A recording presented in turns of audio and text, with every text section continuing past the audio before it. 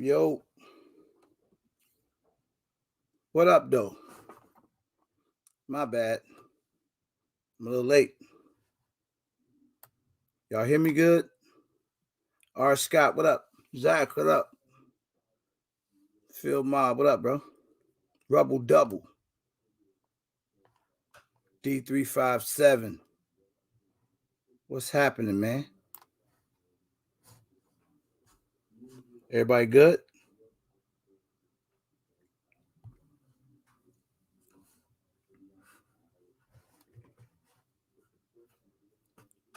Godson, Coy. Life in Baton Rouge. Roger Stizort. What's good? What's good? What's good? Thank you, Rebel Double. That's good. I'm out here working. Skillionaire, what's happening? A-Cart. Gorilla Nation. What's happening, man? My Christmas was good, man. Blessed to see another one. Philly Slow. BP, what up, my mentor? Spence, how are you tonight? Michael Thompson, what's good? J Rand, Cuzzo. Ray Official, what up, dog? I got your message too, man. I'll get back to you. Marlon, Silverback, what up, man? Tack Life. Okay, cool, man. My black is beautiful. Thank you. I must say, it's pretty nice hat. Whoever picked it out did a good job. Big Fish, what up, kid? Devil Row. Mo Bullets. 2A, we stand. What's good, man? Y'all hit the like button on the way in, man. You know, a lot of people still wrapped up in the holiday mix, man. I was one of them. I'm still wrapped up in it, you know. I can never get enough of watching the little kids smiling and everything. So you ain't really see me on social media, nothing much. Got to get them babies right, you know? 48 Wink, what up? Toy Smith, what's good? Saucy, DJ Saucy, what's happening, man? Hot Tub Tony, what up, dog? Y'all hit the like button for me, man. Look like we're doing bad. Just hit the like button for a Christmas gift or something. That'd be an awesome Christmas gift. For everybody, just hit that like button. Diego Darby from the UK, what up? Tracks with the Smidax. What up, dog? What's going on with everybody, man? How was y'all holiday? Was y'all like a bunch of big kids? Or was you feeling real parenty? You know, parenty, like where you got to buy everything. D Glizzy, what's happening? C Dub, what it do?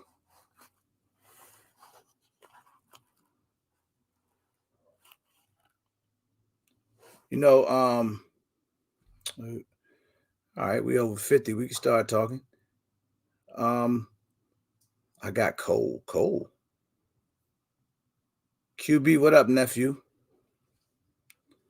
So, I don't know how many of you guys caught the giveaway we did on Thursday. Yeah, I ain't been back since Thursday, but it was dope, man. You know, it went longer than I originally planned because I thought I was cold. I thought we could knock it out in a couple hours. Far from that, didn't happen. But we were able to get through it. It was. Cuzzo said, "Bust a move." I don't know what you're talking about. Bought myself an Apex trigger for my MP9. My lady got me a Hollison Red Dot. That's what I'm talking about, man. That's what the live going to be about tonight. I want to hear what y'all got, man. You know, as we creep into the new year, God willing, you know, We're gonna come into the new year blazing in these lives.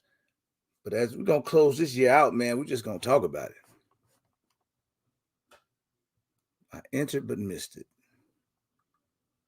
It was epic. Absolutely, man. Listen, I'm thank you again to everybody that participated, man. Pets Firearms, what up? Um, I mean everybody that participated from every side, from the people that sent stuff or donated items to help me out. I appreciate y'all from the heart. And then, you know, everybody that came through. It was 200 plus in there all night, the entire night. 200 plus people, man. So many new people. Hopefully, we get to see a lot of those new people come back. But one thing for certain, as usual, so many of you guys were there, man, rocking out with me all 3 hours, and it got really funny. It got really funny, man. But it was dope though. Donovan Davis, what up?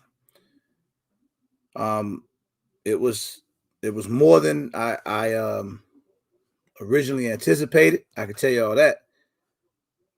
MPA chassis. Yeah, it was definitely a lot more than what I anticipated. We still, and the weird part is it's not all the way over. It's not complete because I still have some things that I got to give away, believe it or not. And I'm gonna give them away. I'll give them away before the year is over. So I got a few more days. KP9S. Okay. Pets Firearms, I see you out there. I see you out there killing it.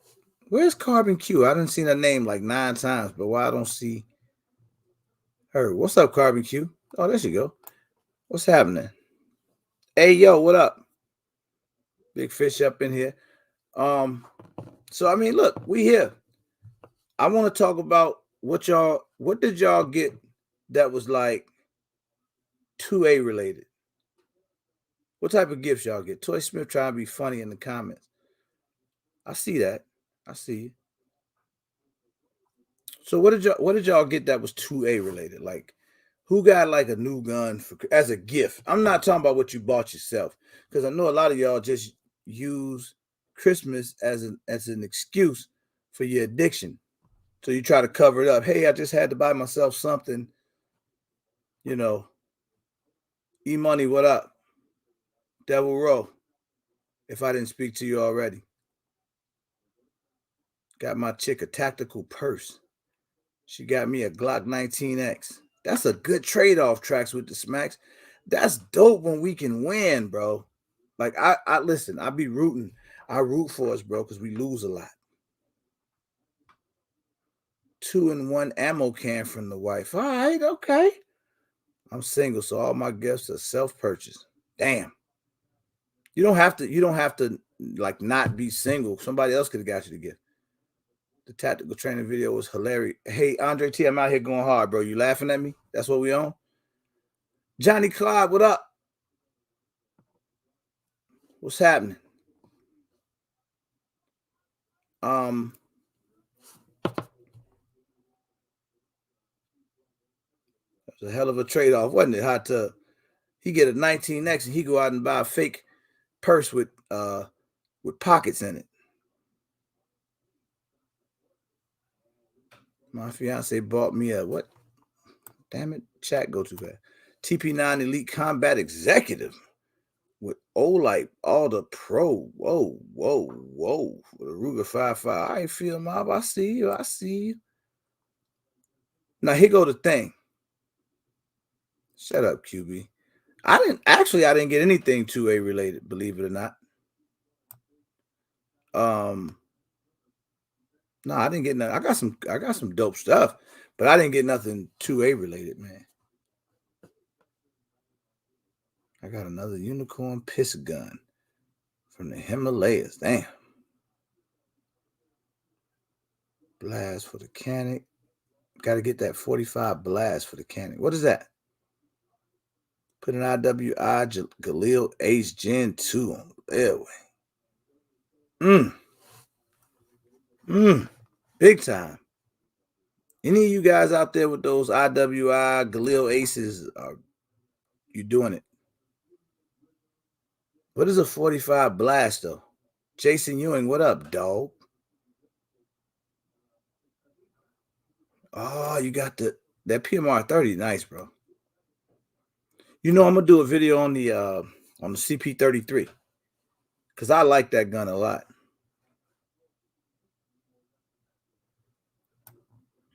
And I got to get the M Carbo upgrade myself. Kick up dust. Kick up dust. I like that. What up? TJ Mims. You a Mims. A lot of my family Mims. Grabbed a C308 420 round. So a lot of y'all bought yourself something. Do me a favor, guys. Let's hit the like button for me. Way behind on that, man. It helps. It helps. Copping that Beretta 1301. I know y'all forgot, man. Listen, everybody's still full from the holidays. Did anybody eat stuffing? Please tell me you didn't, because I'm gonna kick you out the live. I hope you ate dressing. The new kit with the silicone buffer yet? No, Jason, you got to put me in the game, coach. You know I'm still learning a lot of stuff about that. Charles Henry, what up? Got the PMR 30 and the 18 gun safe. All right, shout out 48 Wink. That's dope, man. Congratulations, man, all you guys who got some dope 2A stuff. Got a red dot for Christmas for my Galil Ace. Hey, that's good, man.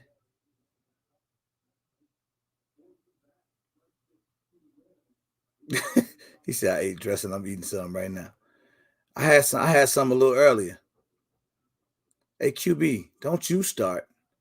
We're not gonna argue about food no more, because as great as some of the people are in this chat and as cool as some of y'all are, man, some of y'all don't know food.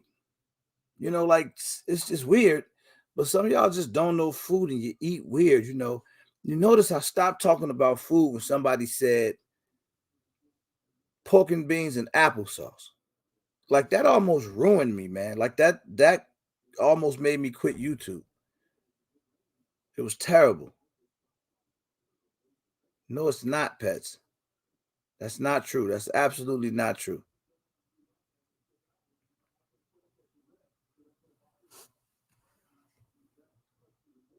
Kick up Dusty. I had a sad Christmas. That ain't no good, man. James Hollyfield, what up? That's Hollyfield, right? Not Holyfield. Because Holyfield got the Y. Hollyfield got the I. Well, they both could be Holyfield. It don't matter, man. What up, James? You know what? Sometimes I get caught up in the moment. Can y'all hit the like button for me? Please get them. Somebody get pets.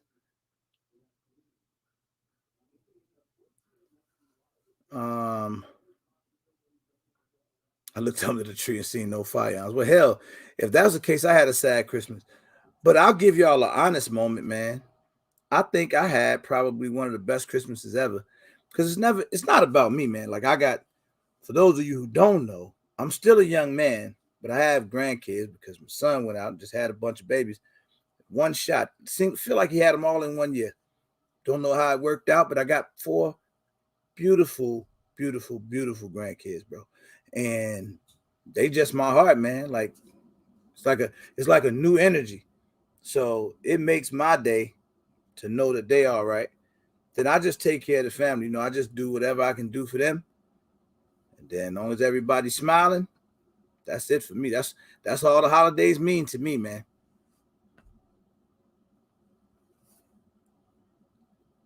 That's it, bro. That's right, kick up dust. That's it, man. That's it. That's all that matters.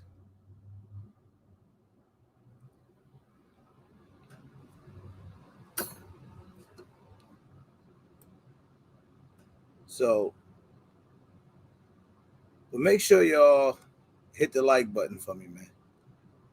Please. I don't even know where we at.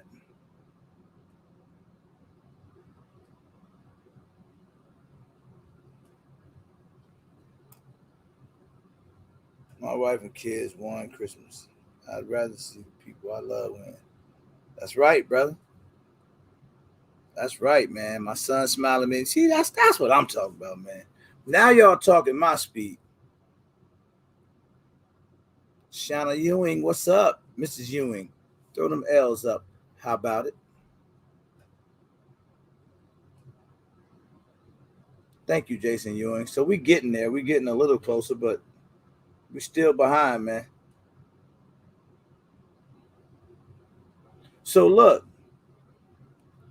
y'all hit the like button, man. We're doing bad. Like, I mean, it's better, but it's bad. Or do we have to do this again? I hope I don't have to do this going 2022. But if you're in here and you're honest with yourself, not me, I just need you to be honest with you. If you're just in here and listening and decide not to hit the like button just because you don't want to, that's fine. Just let me know that you're here. Just put me. Just put me. I ain't gonna hit it. I don't feel like hitting the like button. Maybe I don't like the chat. I just like to listen to be nosy. Just hit it. That's right, Joseph. See, man, I love the kids and the grandkids, man. You know, to death. Like you don't even understand the extent of it.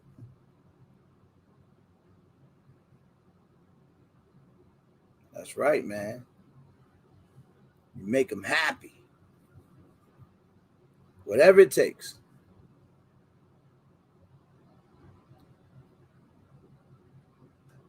Lairway is where it's at. That's right, TJ Mims. Let me tell you right now, boy. I stand behind Lairway. Tell you that.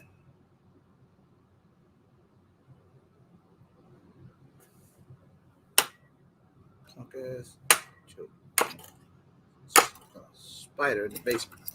Goddamn spider. I think I got him. If I didn't get him, I got one of his legs. I'm back.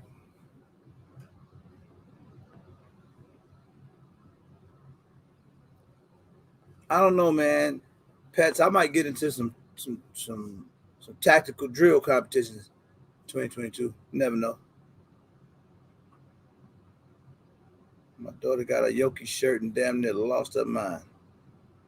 Shooting me with the Nerf gun. Calling you a hog. Now that's funny. Big Fish, I don't got nothing, man. I don't have nothing. If matter of fact, Big Fish, let me say this to you. If I had something new and you knew about it and I never told nobody else about it, somebody out here snitching. Don't let me find out it's a snitch in this old building. But I don't got nothing new, so I don't know what you're talking about. It was a great Christmas. Started off with the best Christmas giveaway. It was fun hanging out with you all. Yes, absolutely, man. I enjoyed that, man. I enjoyed everybody hanging out, joking. People that came on that we had never seen before that we got a chance to see for the first time. That was dope. And the people that won, congratulations to all of y'all. We get out a lot of gifts. I don't even remember how many. It was over the 20 that I promised. I could tell you that. Hey, Skitty, now I just put the damn thing on, man. What the hell what you asking me a funny ass question like that for?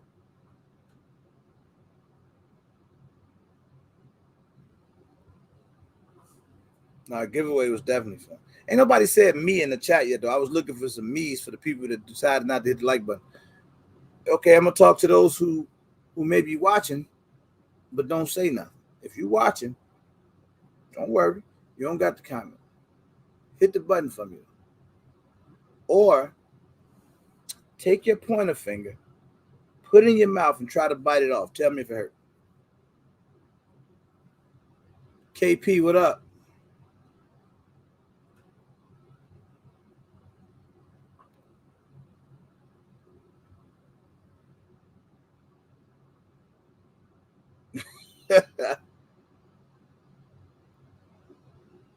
Mm-hmm.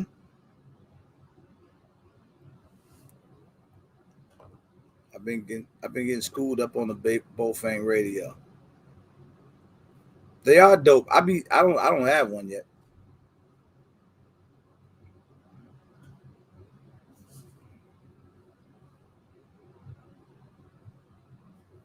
I don't have one yet myself, but eventually I will. We're still about 11 likes behind. Okay, I'm gonna try one more thing to see if I can get the likes to catch up with the people. One more thing. You don't gotta say nothing to me. Six Shooter Slate, what up? Make sure y'all hit the like button if you're just coming in.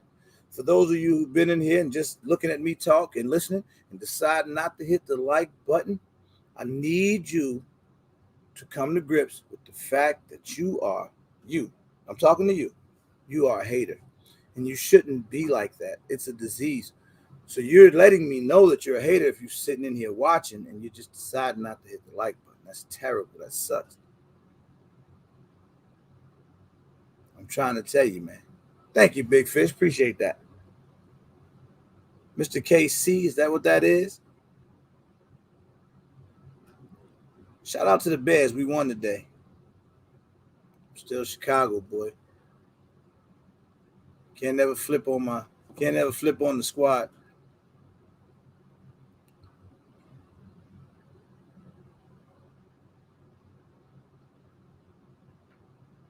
Well, yeah, Big Fish, Little Boat, the ultimate gun snob.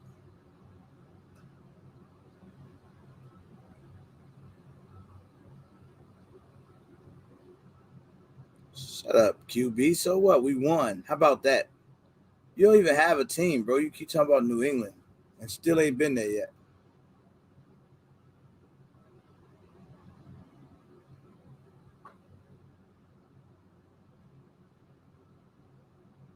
Hey, Skillionaire, I seen your drip. I do not need you to show me how to dress, bro. At all. At all. Not even a little bit. Now, I don't need you to show me nothing. Hey, but look, what y'all got? What do y'all got on your hit list, on your hot list? What's hot? You know, for the regular people though, man. Because I find it's hard for me to relate to the upper echelon. All right, you know, some of the uppity people. I'm not with that. I'm only talking to my regular guys right now. Listen, nothing against you uppity people. Stay uppity. I'm just trying to find out from the regular people what y'all got on the list. Okay, BP, Smith & Wesson 10 millimeter. Fair enough. That's a fair gun. All right, cool. Sounds good. Who else? Who else got something, something obtainable? Because I want to motivate the blue collar people, us that have to work hard to figure it out and try to understand how to get it. The layaway gang, us. Custom AR-15. All right. That's obtainable. AK-47, that's obtainable. CZ Shadow Blue, you starting to float when you see these are uppity guns.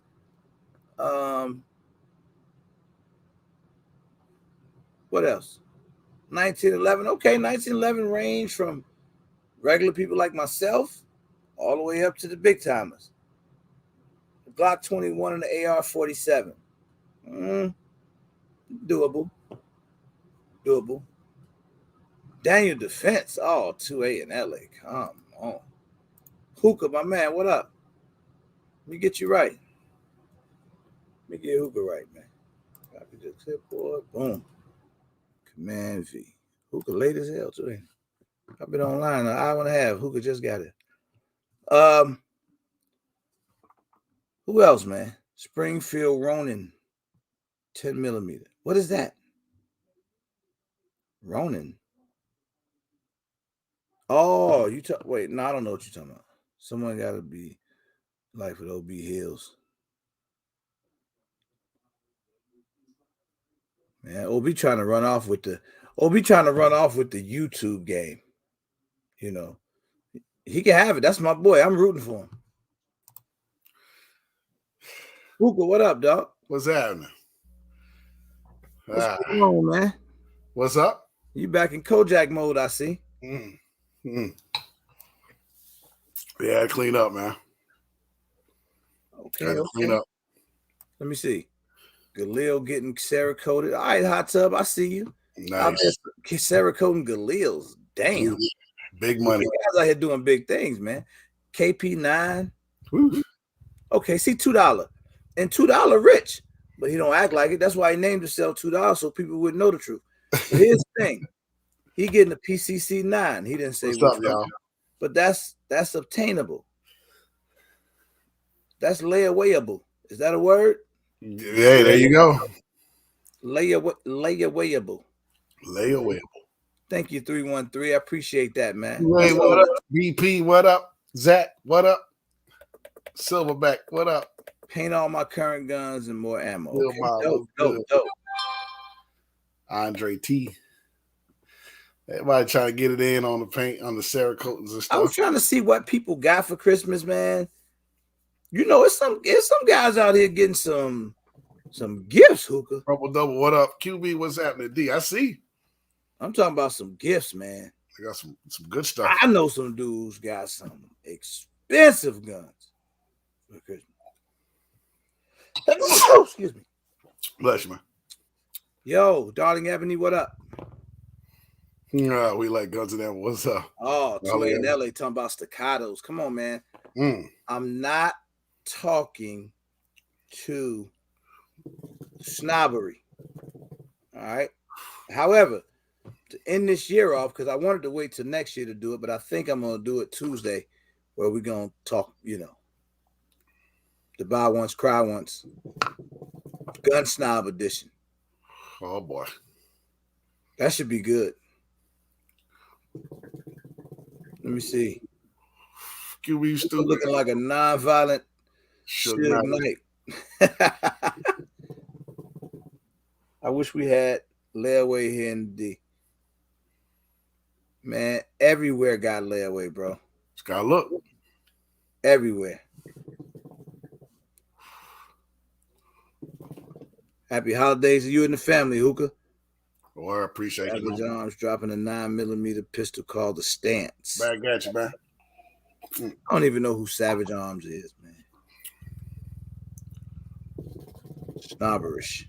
Got to get right by May. Well, I've been backing off of Nashville a little bit because I want everybody to get through the holidays, but we got to hurry up and seal the deal so we can start talking more about the award show. So once first of the year hit, man, Nashville that get together is gonna be here so fast. It's coming like really fast, man. But I will tell y'all this. I did get a lot of new RSVPs over the weekend. Damn. Like a good amount too. Like not 4 or 5, but more like 20, 30. Damn. So yeah, it's people trying to get there, man. It's all good. We're gonna have a ball. I can tell you all that. Like a ballpark figure, how many people are gonna be out there? Total for the weekend, couple hundred. Nice. Yeah, it's gonna be a lot, man. For those who asked, it's a palmetto upper, but everything else around it was built. Somebody asked about a palmetto. My brother just picked up a PSA. What is it? Row, what up? What's the PSA one that's in like the AR? It's 7.62 by 39. KR-47. Yeah, I think that's what he picked up. The PSA one. Row, what up, dog? Does it take the AK mags? I'm not sure, but that's the one to get though, right?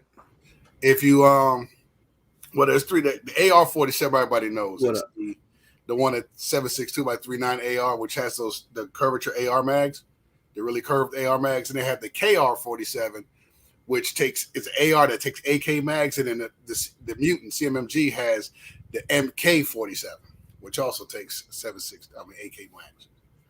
So there's 3 versions. Would that be the better one?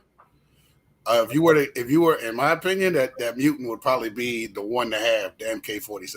That'd be the one to have if you can find them. No, I'm saying the AR platform that takes the AK mags, is that better than the other one? Regular The big 7. mag? I mean, they're both good, but if you want, as far as a collector's perspective, yeah, I definitely, if I can get a mutant, I would get a mutant. We like guns and ammo. What up? I would definitely do that. But yeah, the AR-47 is fine. The one that takes the 7.62 by 3.9. Regular AR just takes a different type of magazine. You can't go wrong with that at all. QB say he want that mutant, but how much it hit for? That's a CMMMMMG. Yeah, the mutant CMMG, the MK-47 back in the day was like 1,500. I don't know what it is now. If you can find it.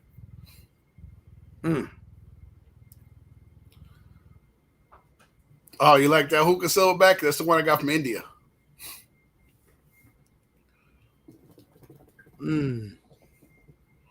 Yeah, he said about 14 now. Okay, if you can find it for 1,400, the plague didn't affect those prices. I remember they were like $1,500 back in 2016, 2015.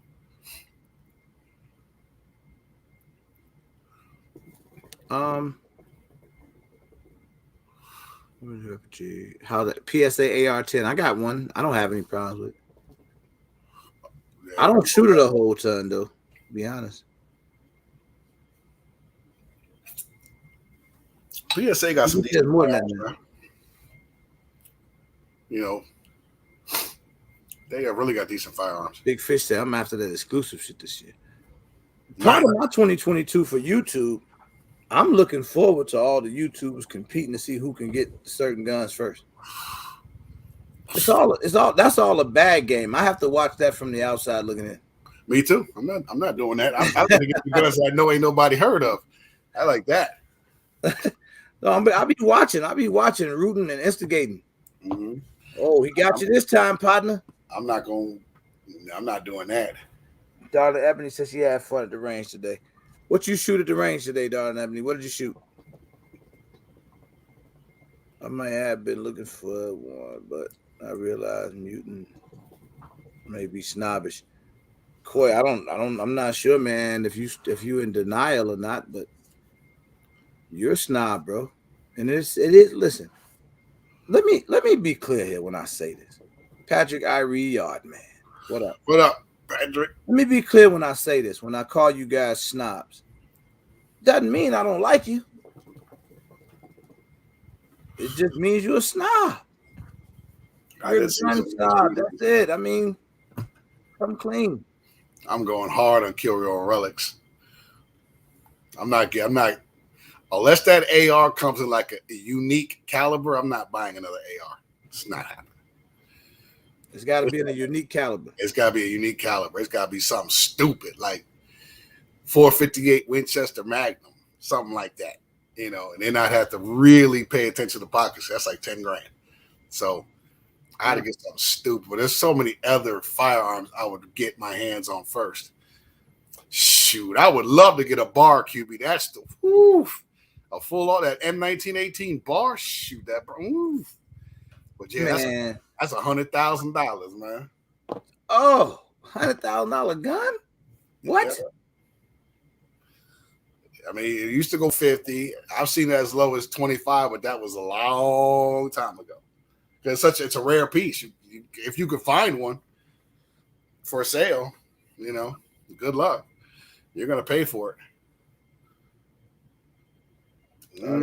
She was shooting for 2 hours a day. Even semi-automatics ain't cheap.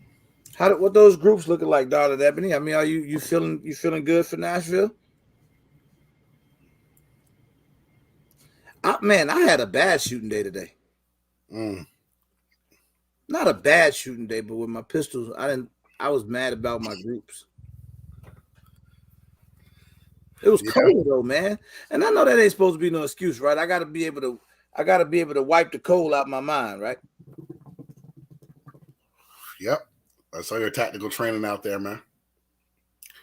I don't know what the hell that third move you did was, but you was ripping steel. You was gonging. So. Oh man, you know, I like to let them keep thinking I can't shoot. I feel you.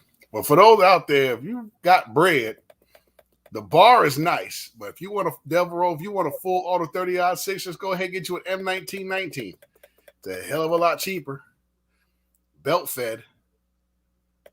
She said my group sucked. There were no groups. Don't feel bad. I had some terrible groups today, dog. Don't feel bad about your groups. Just go back and shoot again. That's all.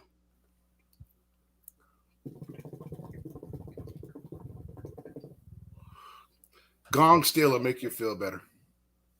Oh yeah. If you hit steal, you feel only 5 guns I'll buy this month. This month? Ain't this month about to be over, Hookah? Yeah. You got another week. Sheesh. I got my Jericho. I gotta get off layaway. Dang, I gotta do that this week. What you got, Jericho? Yeah. Nice. Valley Boys, what up? I got my old light. Word, congrats, man. Joe, that's what's up, man. Ohio Ordinance got some stuff, man, but you gotta make sure it's transferable because some of the stuff might be post-dealer samples and you can't get those unless you're a FFL SOT with a law letter in many cases. Put Galil Ace SAR 762 about 39 deposit. Okay, okay. A lot of people getting these Galils, man. Oh, she said 2022. Okay. Oh, 5 guns you consider buying. Okay. That ain't bad. Can't beat that. Jay Great, what up? See out there. Oh, so yeah, that's a good question. Money, what up? What's going on, Zeus? That's a good question. Shout out to Thurling Ebony for even putting the idea out there. 2022, 5 guns. I ask you first, RTG, and then there'll be a question in the chat. 2022, what are the 5 guns you're looking to get? I don't have a list. You have to count me off. I really don't. I don't have a list. Whatever. Yeah, now I'm sure I'll buy 5 in 2022, God willing, but or more. But yeah, I don't really have no. Oh, I do want a big bore revolver. You still want that Smith, right? I want the 500 Smith, or I want the. I'd like a 44 Magnum. I wouldn't mind having a 44 Magnum. Nice. But I want another revolver this year. But I don't have a 5. I don't have a list of 5. Okay. Anybody in the chat? Let's see. Tack says he's got the Glock 19 and Chris Vector. Oh, that's 2 good ones. Yeah, it's a nice piece out there. Exotic Glocks and Chops. What's up? Exotic Glocks and Chops. What up, dog? 4.6. I never heard that one. I had to look at the AR chamber to 4.6. Speaking of bag, I think I might have not. Tell me I saw this or if I didn't, but I think I might have saw Exotic Glocks and Chops on IG, man, with that bag in his hand, man, with some guns around. Sheesh, 2A. I'm not in the boy business, but what do you want me to do? You see 2A in LA's list? Oh man, get him out of here. Woo! He's a gun snob. Woo, man, that's about 15 G's right there. He ain't playing. Get him out of here, snob. Big money. QB's got the Gala and the Shadow Systems on his list. Okay. Pets firearms over under shotgun. Man. You want a decent over under shotgun? Pets, if you can find it, get you a Stoger Coach gun. Stoger Coach. They have a nice over under. And over under shotgun, a 6 GT rifle. I don't know what that is. A bench rest 22 LR, Chris Vector, and the surplus M1. Yeah, you want a Garand, right? The Garand M1? Yes. That's a nice one to have. One PCC. P229. Okay. Darling Ebony said Galil. Another Zastava. Oh, you can't go wrong with Zastavas. 450 Bush. Yes.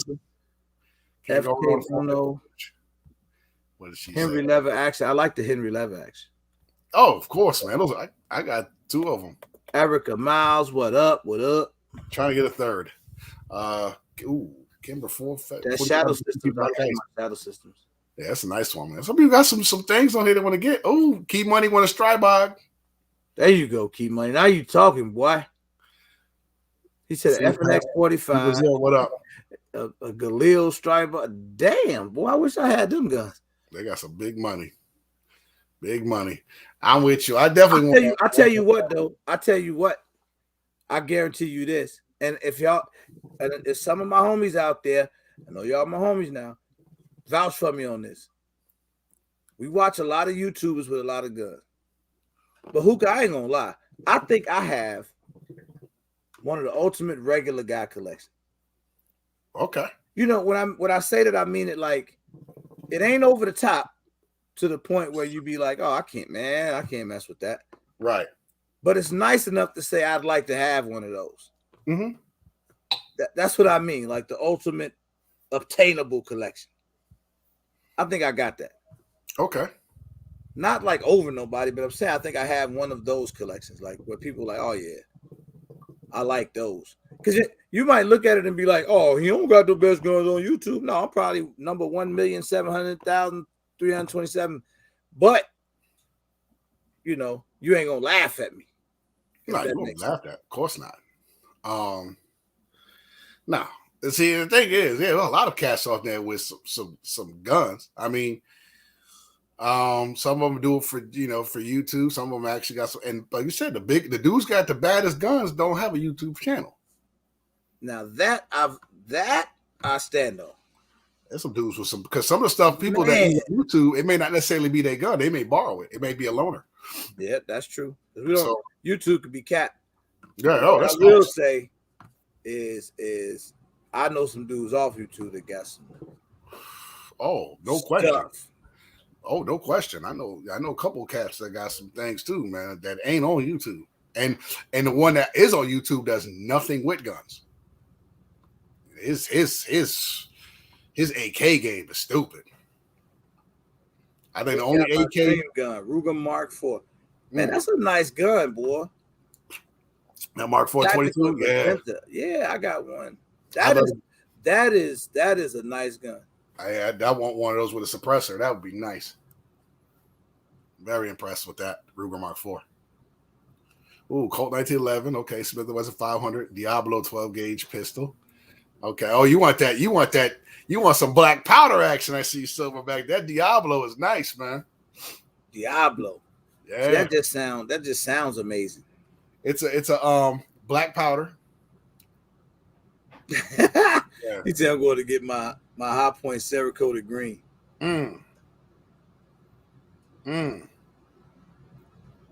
Darling Ebony, you went from 5 guns to now you on about 11. You confused.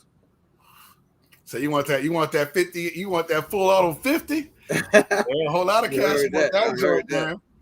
Hey, take that FFL Elite, get your Typo 702. You go ahead and make it crack. You have one in the collection for entertainment and education. QB want that shadow system, man. Devil Rowe got that shadow. Actually, Devil Rowe was the one. He kept hitting me on shadow system. And then a dude at the store, bro, I got 4 of them. You got to get one. And I'm like, I just heard stuff about them. And then when I heard they kind of Glock clones, but they're not technically Glock clones. Right.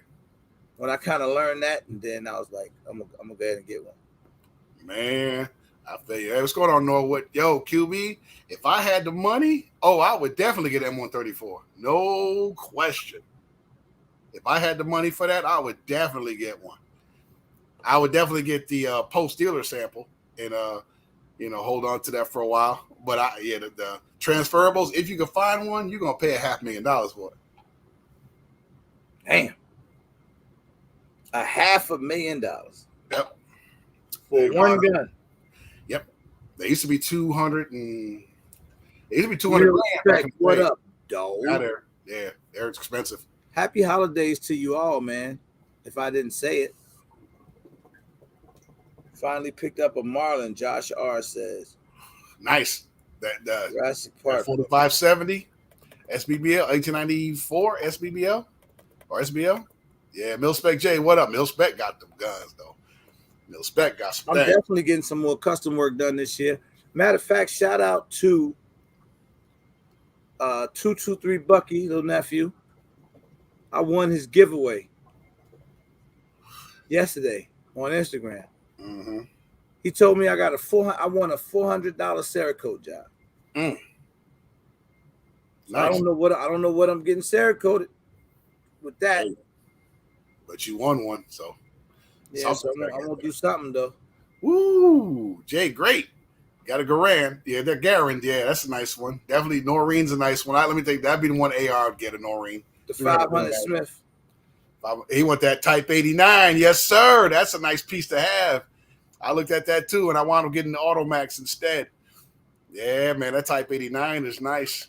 Yes, indeed. Hot Tub said he want that LWRC. Man, I saw that. I saw that with Hot Tub, but that thing was expensive, man. Oh, it's not cheap. Yeah, I know somebody with one, but yeah, they're not cheap at all. Got myself a Springfield St. Victor AR pistol.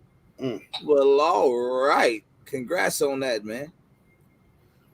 Oh, it's a little AR pistol, Miss Silverback. Half Franken, half PSA. 5.56. I think that's the only 5.56. No, I got two 5.56 pistols. Everything else is something different. Damn, darling Ebony. And you want a vintage Colt? I told you she confused. She said she had 5 guns. She done named like 11. Yeah, and none of them are cheap. Some of the Colt Delta Elite and a vintage Colt Python. Ooh, that's that big money. How many of y'all was mad because the gun stores was closed on Christmas Day?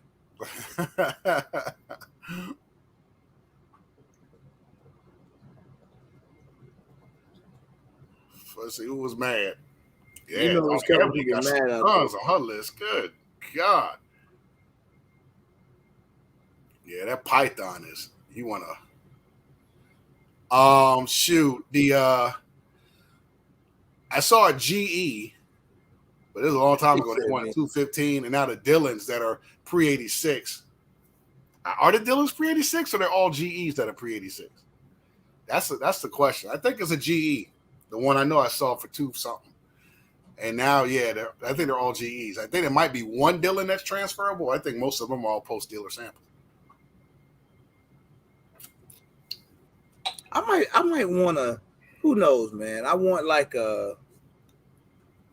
another 9 carbine. Nice. What are you thinking? I like the PTR. Okay. I think that's dope. Nice. AP5. Yeah, that's definitely a nice one.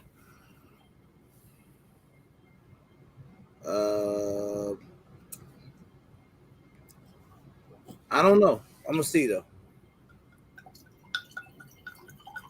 There are 2 dream guns I would love. If I had the money. Saving for a Tavor. Nice. IWI. Nice. Tankfolio. Tankfoglio.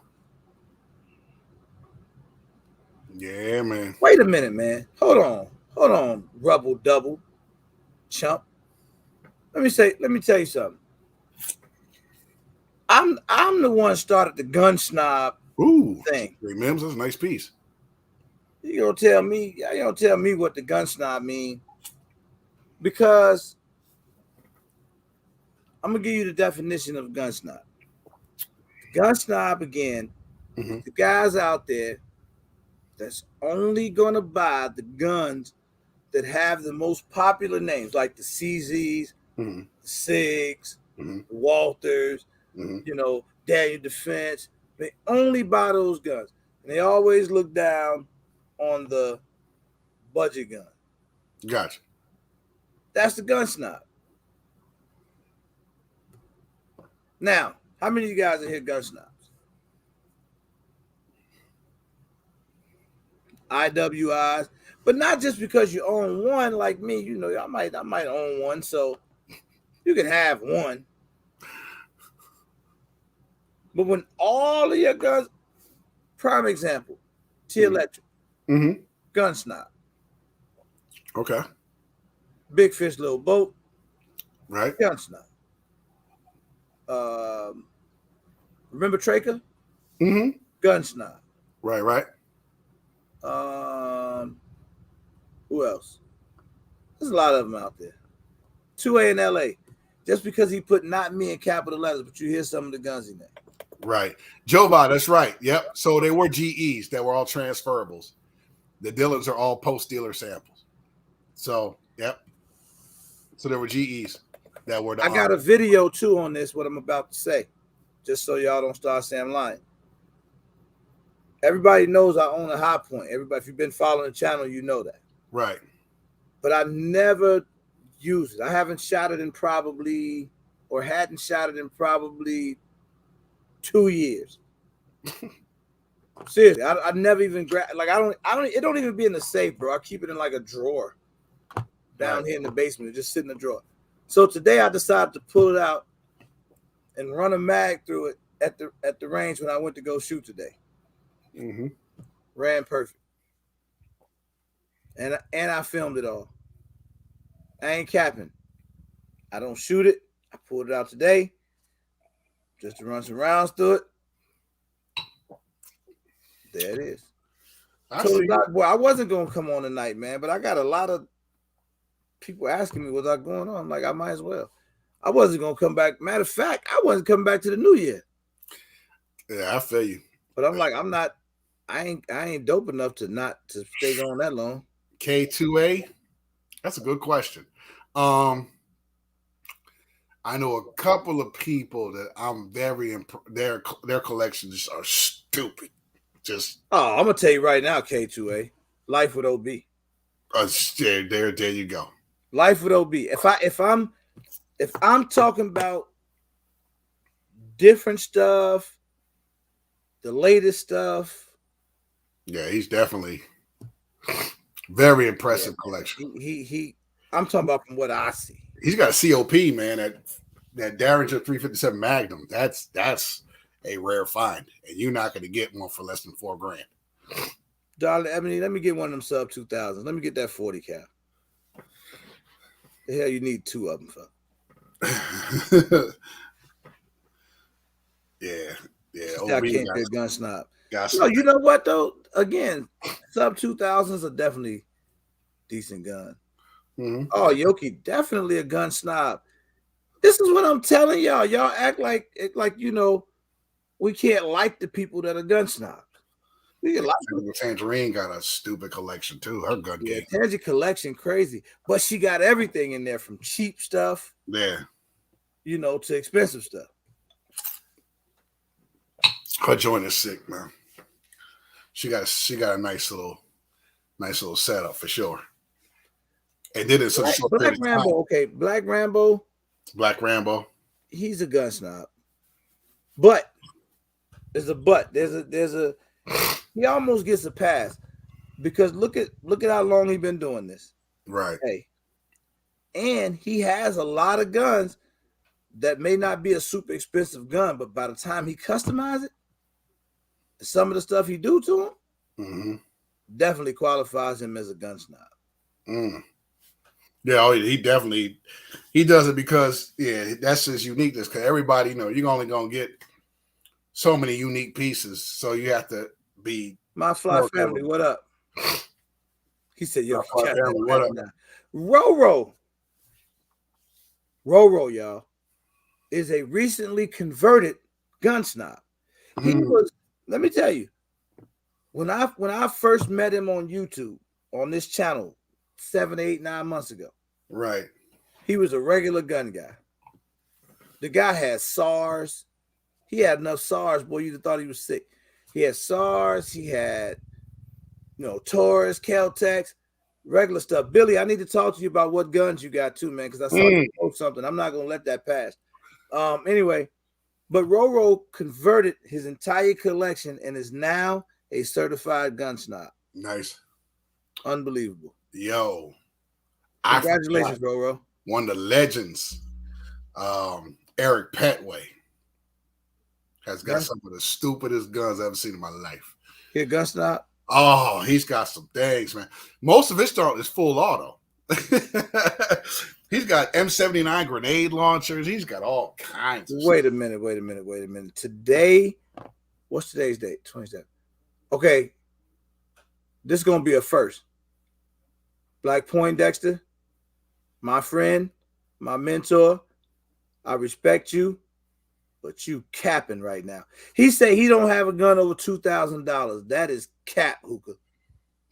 I saw some of the stuff in his collection in Houston. Well, he may not have paid over $2,000 for him. Nah, he had to. If he didn't, he stole them. He bought them on the black market. Honestly, I only have one gun that cost more that I spent more than $2,000 on. I'm telling you, one, and that's the 50 BMG. Everything else was less than $2,000. Everything, no, Hookah, you capping too. What's wrong with y'all tonight, man? Y'all ate too much. Everything I only had one gun that I paid over $2,000 for. Everything else was less than $2,000. Everything. Now, what they're worth now is a different story. But then, I only got one gun. Everything else was less than $2,000. No add-on, BP. You must live in a state where y'all don't pay taxes. Because I'm talking about after tax, you buy the gun, definitely got something over $2,000. Yeah, I got one. Everything else. Hookah, it's hard to believe with you too, man. I'm dead ass serious. The closest one behind the 50 is my 500 Automax, and with taxes out the door was $1,850. So everything else is Michael Thompson said, "What Canik should I grab?" I'm not the Canik fanatic, but I would say, see, Zach, like, what are you going to use it for? See, that's a snob, deep gun guy question. The man said, "What Canik should I buy?" Bro, no, get that new whiteout SFX. That's the one right there. Only 7,500 made. Get you one of them. But all the Canics are dope, though. I don't know if you can really go wrong. No. I said I get that TP9 SF. If you can find one. Life in Baton Rouge, that's a great statement. Merry Christmas, Happy New Year, all of that. Sharonda, what's good? Happy holidays. Sharonda, what's up?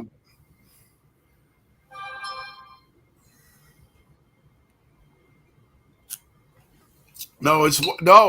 Yeah, I have a lot of firearms that are valued at a lot, but as far as what I paid for each one, I only have one gun that I paid over $2,000 for, and that's my 50 BMG. Eric, that's wrong. Eric Wojo, that is wrong. That is absolutely wrong. He said over $1,000 puts you no. Snob is when you start owning. Okay, gun snob territory is when most of your guns around that band and more, 1,000 and more. I can say that. Okay. I can say I have a healthy dosage of 1,000 and up guns. Yes. That you snobbing then, man. You snobbing. I mean, you want to get that 500 Smith, you're going to pay for it. No, I agree. You know? But that's why I said with BP, he got CMMGs. You do too. I don't have a CMMG. Oh, you don't? Oh. I just said that's the one I would love to get. But I don't have one. I have AR-47. I don't have an MK-47. Hey, Juice, shut up. Your name was on the wheel the other night. And Merry Christmas. What else? Happy New Year and all of that. Yeah, now guns have definitely gone up. Now I got a couple of guns that are valued at over $2,000 now, but I ain't paid that much for. Firearm alone. If you talking about, I'm talking about firearm alone. Mm-hmm. BP said he don't have one over $2,000. Hey, what's going on? Who in here don't own one gun over $1,000? I don't think anybody can say that. Now that was me up until a couple years ago. Yeah, that's a couple years ago. No, I'm saying up until a couple years ago. Yeah. You can't say that now. No, I can't say it now. No, that Galil alone, that Stripe. Yeah, the Galil, yeah. Stripe out right at a bad. Right at 1,000, right? Right at it. So look, that's a lot of me's that don't own one over 1,000. You own a couple over 1,000. Yeah, I do now. You do now. Like I said, we're talking about 2021 at this moment, December 27th. Hey, look, if any of y'all need a course on how to start getting the guns over $1,000 layaway without hurting yourself, talk to me, man. I'll put you in the game. It's layaway and the little strategy, but I will put you in the game. I don't own a gun that costs over $1,000. Come on, Track, stop lying. You capping. But I believe some of these people don't. They might not. How many people bought guns in the heat of the pandemic and overpaid? Because people was buying guns at a crazy rate. Yeah. While they were really, really overpriced, man. Yeah. I bought my Vepr 12, my second Vepr 12. I feel I overpaid for it, but it was about the same price it was before because that's when those guns got banned from imports. And the dude said layaway, and I said, okay. Okay. But I only bought that one gun. I didn't buy anything else because I didn't need anything else. I was sitting fat. I just bought that one just because I was just looking, and I saw who. He said, I swear I don't have a gun over a G. I usually get mine used. Let me tell you something. That ain't a bad thing. No, it's not at all. It's actually a good thing because what they classify as used is out the door. Even if it hasn't been fired yet, if someone bought it and brought it back, it's born. I don't have guns over a G. Sharonda said she overpaid for the 19X at $749. Yeah, you did. Yeah, you did. You paid almost $700 for a Shockwave. Ooh. Complex Tactical. Yeah, man. Damn. You got hit. Yeah, man. I some of my guns are used. Obviously, I got CNRs. Those are definitely used. And I see a few other ones I bought used. Of course. Kick Up said I didn't buy not one. What did I buy? Yeah, it wasn't no panic buy. He caught me in a layaway, and I was like, you can't have too many Vepr 12s. Well, I paid $249 for a G2C and they still about that price. Well, $279 I paid for it. Okay. During the plague, because I just wanted to have it because people kept talking about them. Yeah. Yes. Yeah. I'm still. Man, somebody paid a band for a Shockwave. Dude, there was cats paying $1,400 for Dracos. They were smoking some shit. Yeah, I saw that happening. Hell no. XD40, what's up? XD40D, what up? 350 Legend, what's good? 350. Yeah, I did ammo. I didn't even ammo, but I got addicted. I bought some while it was still cheap, and I just started going in. Man, you talk about somebody paying their dues, bro. I was paying dues getting ammo, man. Because I was at Cabela's early in the morning, out there hour and a half early in 35-degree weather last year. Well, earlier this year.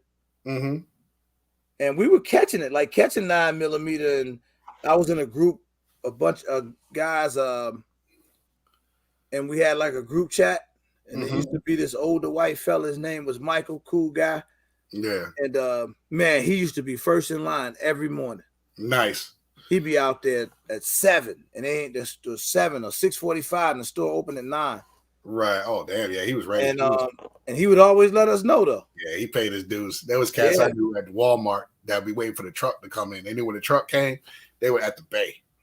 It was crazy, man. But I used to get ammo.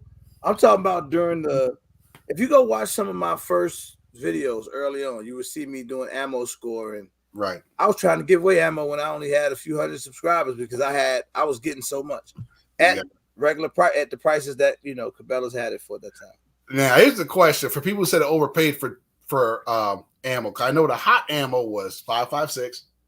Yeah. 9mm. 9 was crazy. Now who paid $40 for a 50-round box of 9? Who paid $700? Who? I saw people doing it, bro. Nah.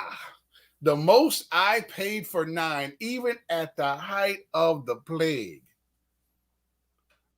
was $220 for a case. $220. $220 for a case of 1,000. That's the most I paid during the entire Steel plague. case. No, brass.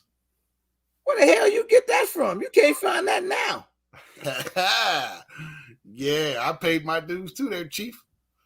And that was funny. I tripped up when I went to Bass Pro. I was getting 12 gauge ammo just to buy it.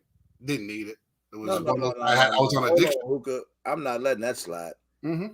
Either I got you can't find 1,000 round case of 9 today. Right. $220. Right. You sure can't. You sure can't. Look, everybody out there like, where the hell you get that from, Hookah? You hear? I got it from Bass Pro, and I stumbled over. They had 9 bricks of 500. Damn, Complex, where you at?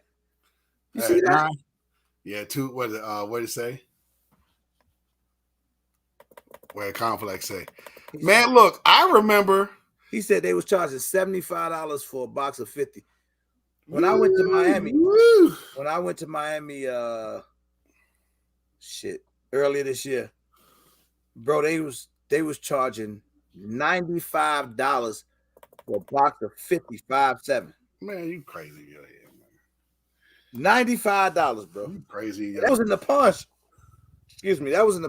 You paid $1 per round for 5 size 6. I'm sorry, RGG. I just had a Tourette's moment. God damn. But you gotta think though. You gotta give some of these people the benefit, right? Because some people were new to firearms. And didn't realize they were overpaying. But here's the joint. Here's the thing people don't realize. Sleight of hand. I saw the prices about to jump because there's a couple of times where prices of ammo went up. It was during the Sandy Hook mass shooting. Ammo went up a little bit during the election between Trump and Clinton. And then when Walmart stopped selling ammo, like the 223s and the 9, I saw the prices starting to climb. And then the plague just took completely over, right? Man, I remember getting cases of shit. You could have got a case of 9mm from Walmart. Have a good one, Richard. $140. Bruh.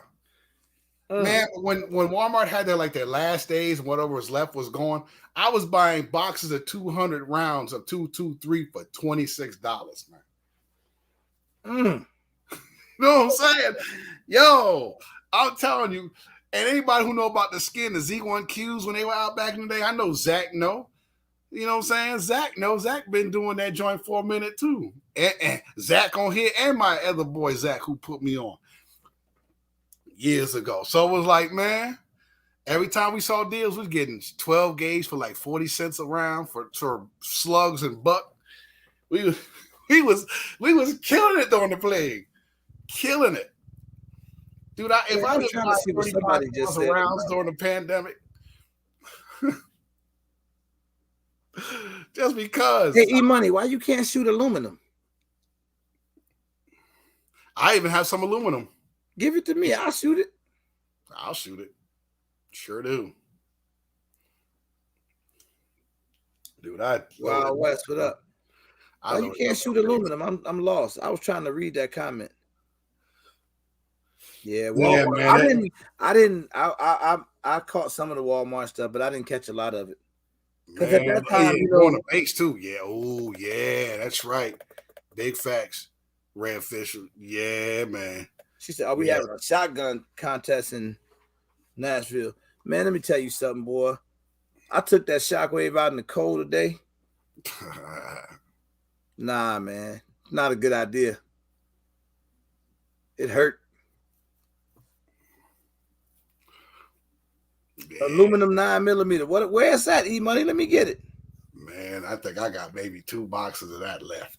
Everything else is brass. I have one box of steel, but I bought that years before the plague.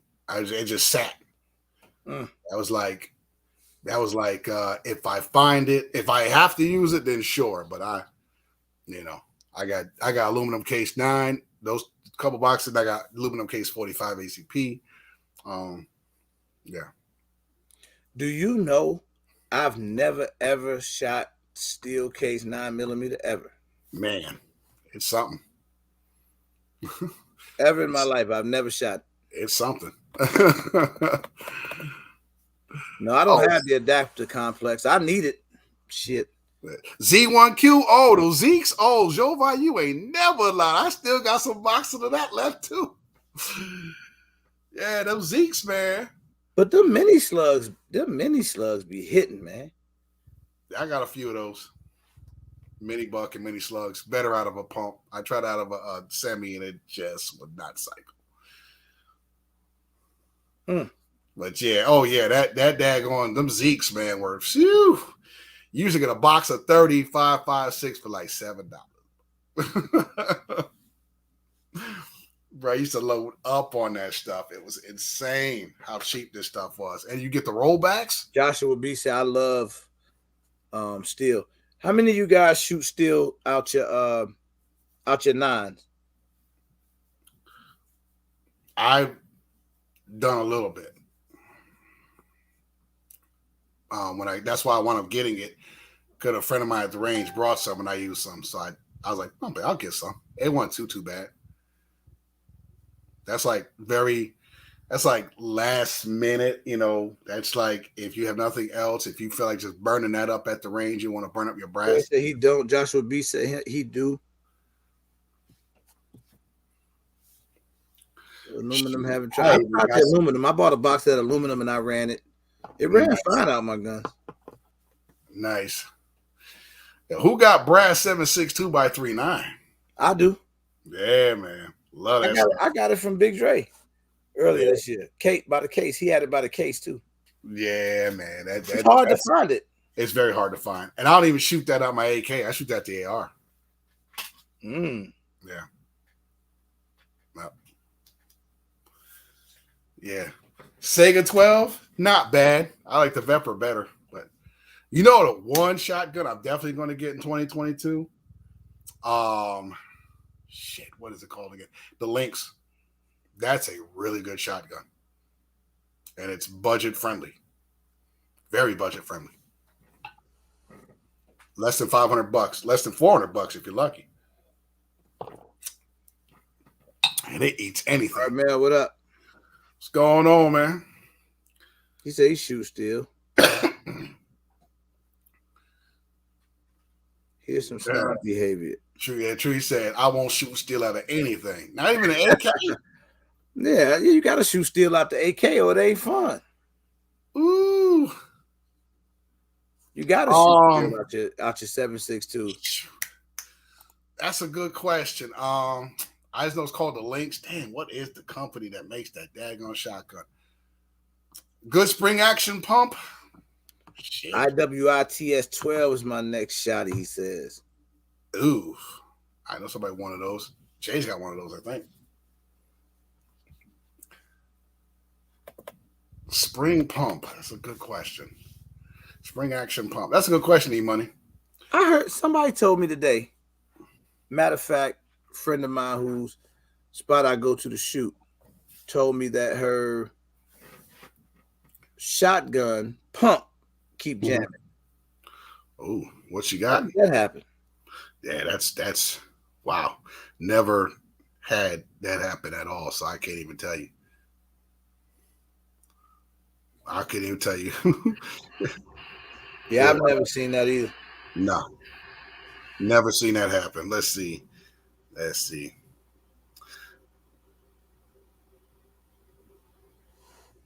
it. SDS. E-Money. Not E-Money. Whoever asked that brand. It's SDS Links. That's it. SDS Imports. Yep. The links. Cole Erect. Cole, what's up? How you doing? Good spring. That's a good question, man. I don't know. I'd tell you good pump. I like my Mossbergs. I like my Remington 870. Maximum defense. Action.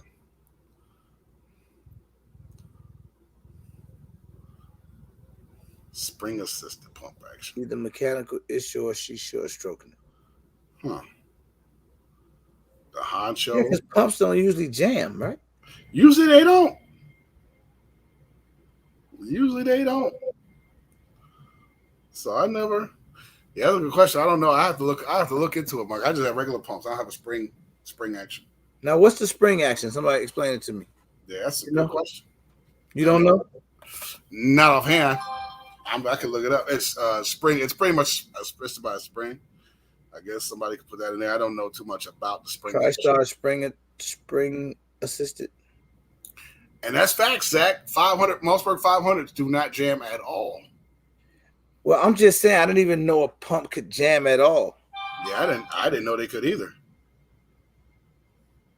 Let's see. 350 said Black Aces pumps jam. How do they jam? Shout out to Cam's at Winchester SXP. Let me look that up. I'm doing my homework as well here. I don't have any Winchester pumps. Billy said, here we go. Billy said it springs forward by itself. Okay. Yeah, I don't have one of them. So when you pump back, oh, that's dope. That's not bad at all, though. That XXP, not a bad price. $319. That ain't a bad price.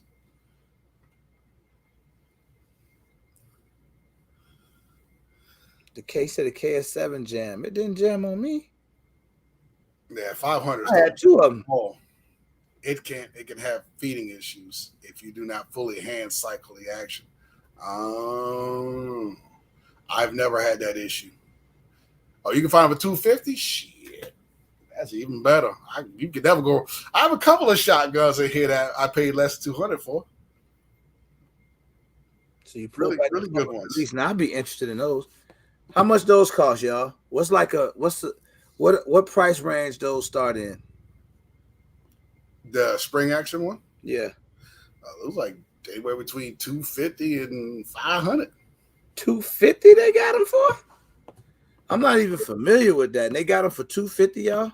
Those Turkish joints too, Jovar. Those Turkish shotguns, you could really get some decent pump guns for next to nothing.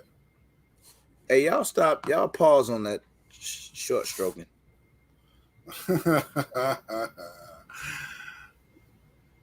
Oh, okay. I have to look at that one. They had one for $275. I think my next shotgun's gonna beat it. The links, SDS links. I want that one because it eats everything.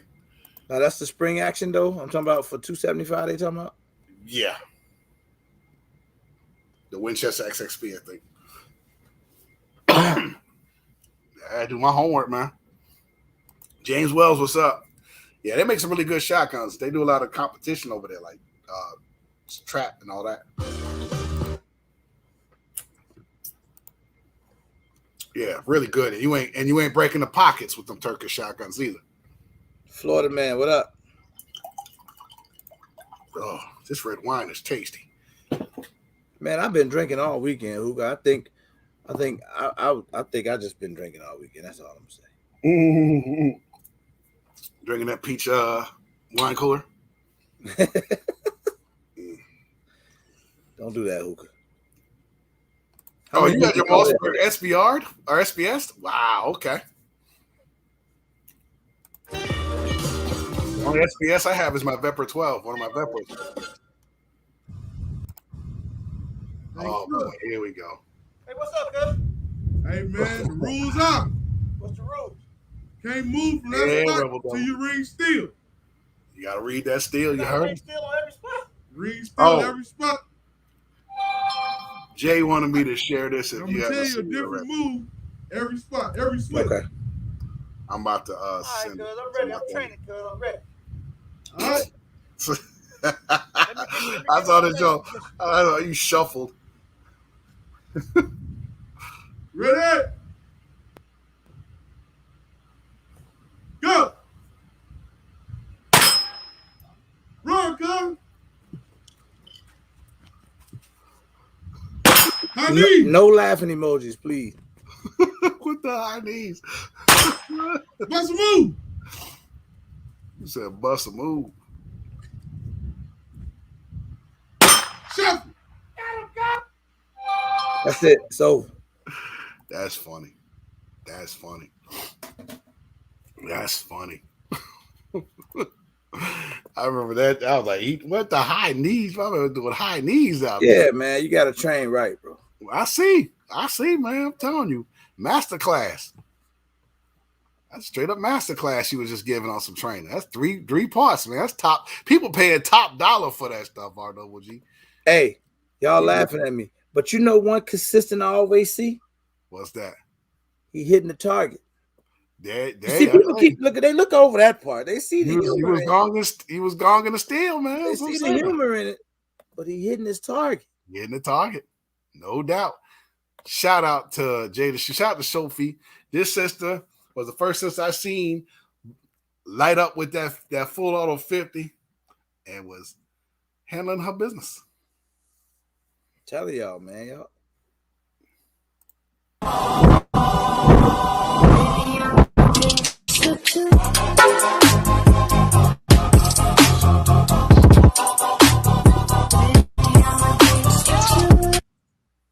There you go. Yeah, man. Darla Evans said, how far away was the target? I think the farthest I went was like 25 yards back, 30 yards maybe for the furthest shot. Okay. But I was hitting the target down there. That's all I'm going to tell you. There you go. And here's the joint. That 25 yards is not justifiable in a self-defense case. No, it's not. It's not. So, it's just me and my tactical trainer doing my thing. You know what I'm saying? Yeah, man. I saw you around doing my third fizzle. You like, you the knees looked like they were hurt when you was getting up to do the first shuffle. He says Chicago line dance a lot. Well, yeah, shout out to that sister, man. She get busy, man. She trained out there with Juan Wick down in Virginia, man. That sister be getting busy with it, man. Okay. That sister she be getting down. Yeah. Hey, QB, you never know when that stop, drop, and roll video coming, man. You know I'm still working my way up, man, getting my cardio right, man. You know what I'm saying? And I still box, you know. I still box. I still work out boxing. Just in case one of y'all want to try me. Nice. That's a good point, Brett. That's how you got to run through the deep snow of Chicago. That's right. There you go. Oh, Big Fish. No, he said, why are you wearing a vest with no plates? I'm training, Big Fish. Where your training videos at? Snob.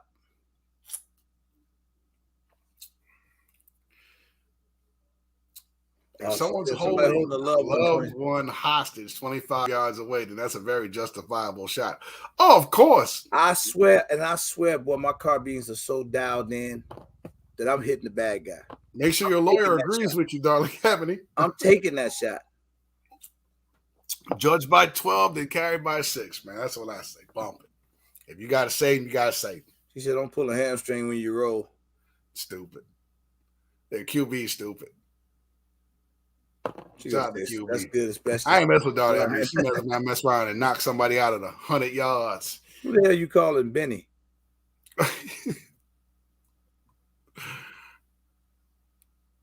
Yeah, we're gonna have to do. I'm gonna stop, drop, roll on them, hookah. All right, man. Hey, you gotta do what you gotta do. My guns, man. E-money. Y'all like my videos? Wait till we see fat guy with guns tactical training. Oh, Zach, where you at? That's gonna be a treat. See, cuz was on the camera for me, right, hookah? Right. So, and he play too much, bro, because he be like, he tell you to go. I didn't know he was gonna tell me to run. I thought I was gonna be able to just take all the shots right there, man. He said, "You and stop, drop, and roll don't even mix in the same sentence." You said roll. Oh damn, Cali boy! Thank you, man. Shout out Hookah. Shout out to Hookah for that 300 blackout. Hookah, what is the upper call on that 300 blackout? The SAA. It's an SAA upper for those of you who asked me. He said, if you roll, you better put a chin strap on the hat.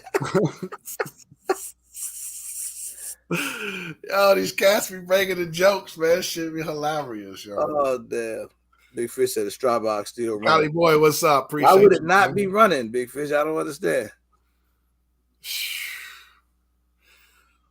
All I know is there's gonna be some fly stuff out there in Nashville. There's gonna be some nice guns out there. People who out there buying a specific firearm for the event. Hey, yeah, who coming to Nashville with their competitive hat on? Who come with the fly stuff? Like, boy, when I pull this one out, boy, them people go crazy. Like which one of y'all saying that? You're gonna like what's doing work if you like either buy it the night before you get down there or you buy it when you get down there, you buy one. Cali boy, don't embarrass yourself. He said put that strike bog up against the PC Charger. Don't do it. Don't hurt your own feelings with that one, man. You shouldn't even say strike bog and PC Charger in the same sentence. That's terrible. Damn, Ray Official. Who the hell is John Coffey, first of all? And I ain't the fat version of nobody. Chump. Cali boy said, trust me, no embarrassment. Well, you must have a strike bog and gonna go up against my PC Charger, because otherwise it's not even a competition. Sad. Ain't nobody going with twin 1911s? Sheesh. They're gonna be bringing some stuff out there, man. There's gonna be some things out there. It's gonna be scary. Tell Who them, getting custom suits? Who getting suited and booted though? That's right. Tell them, Zach. Who going out there looking fly for the award show? That's gonna be the thing, boy. Woo. We're gonna see where the pimp's at. Yes, sir. He said, I have my gators for the awards already. No. Okay. Said QB said he bringing out the John Wick suit. He got all the ladies out there. Shout out to QB. Who gonna be walking to Nashville and be limping back when them cougars get a hold of him? He said, Crazy Mechanic said, when do I get the gift card? If you won anything in the giveaway, everybody relax, man. Everything will start rolling out this week. Yep. As soon as I get the information, I'll be sending people their gifts, their prizes. Yeah. So I didn't do nothing right after the giveaway, man. I just started, spending time with my family, man. I wasn't even thinking about YouTube for 2 days. QB is QB, you gonna be tired that night too.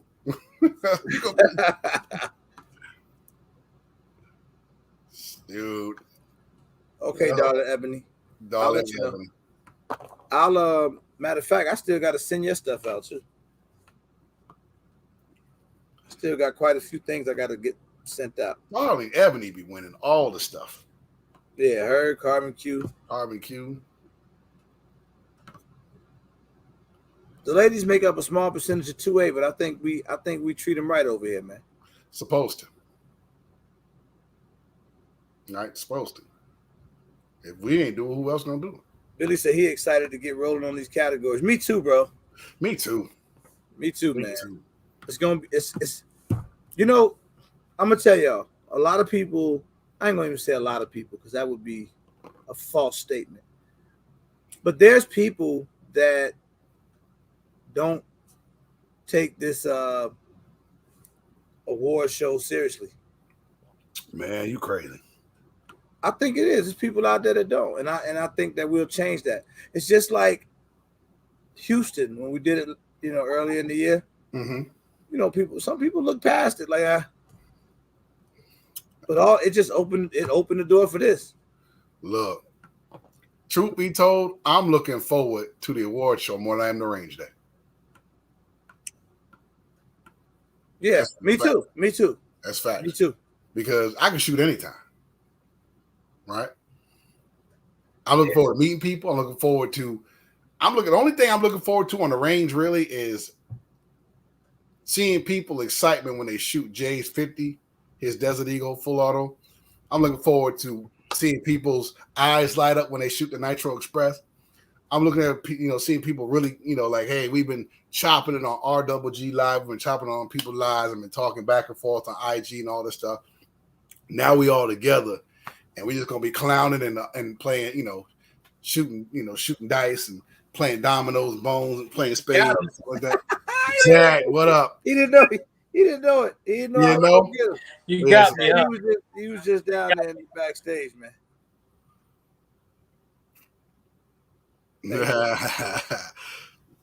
But yeah, man, it's gonna be. That's what I'm looking forward to, man. Just meeting people. Big Zoe, I'm on it, man.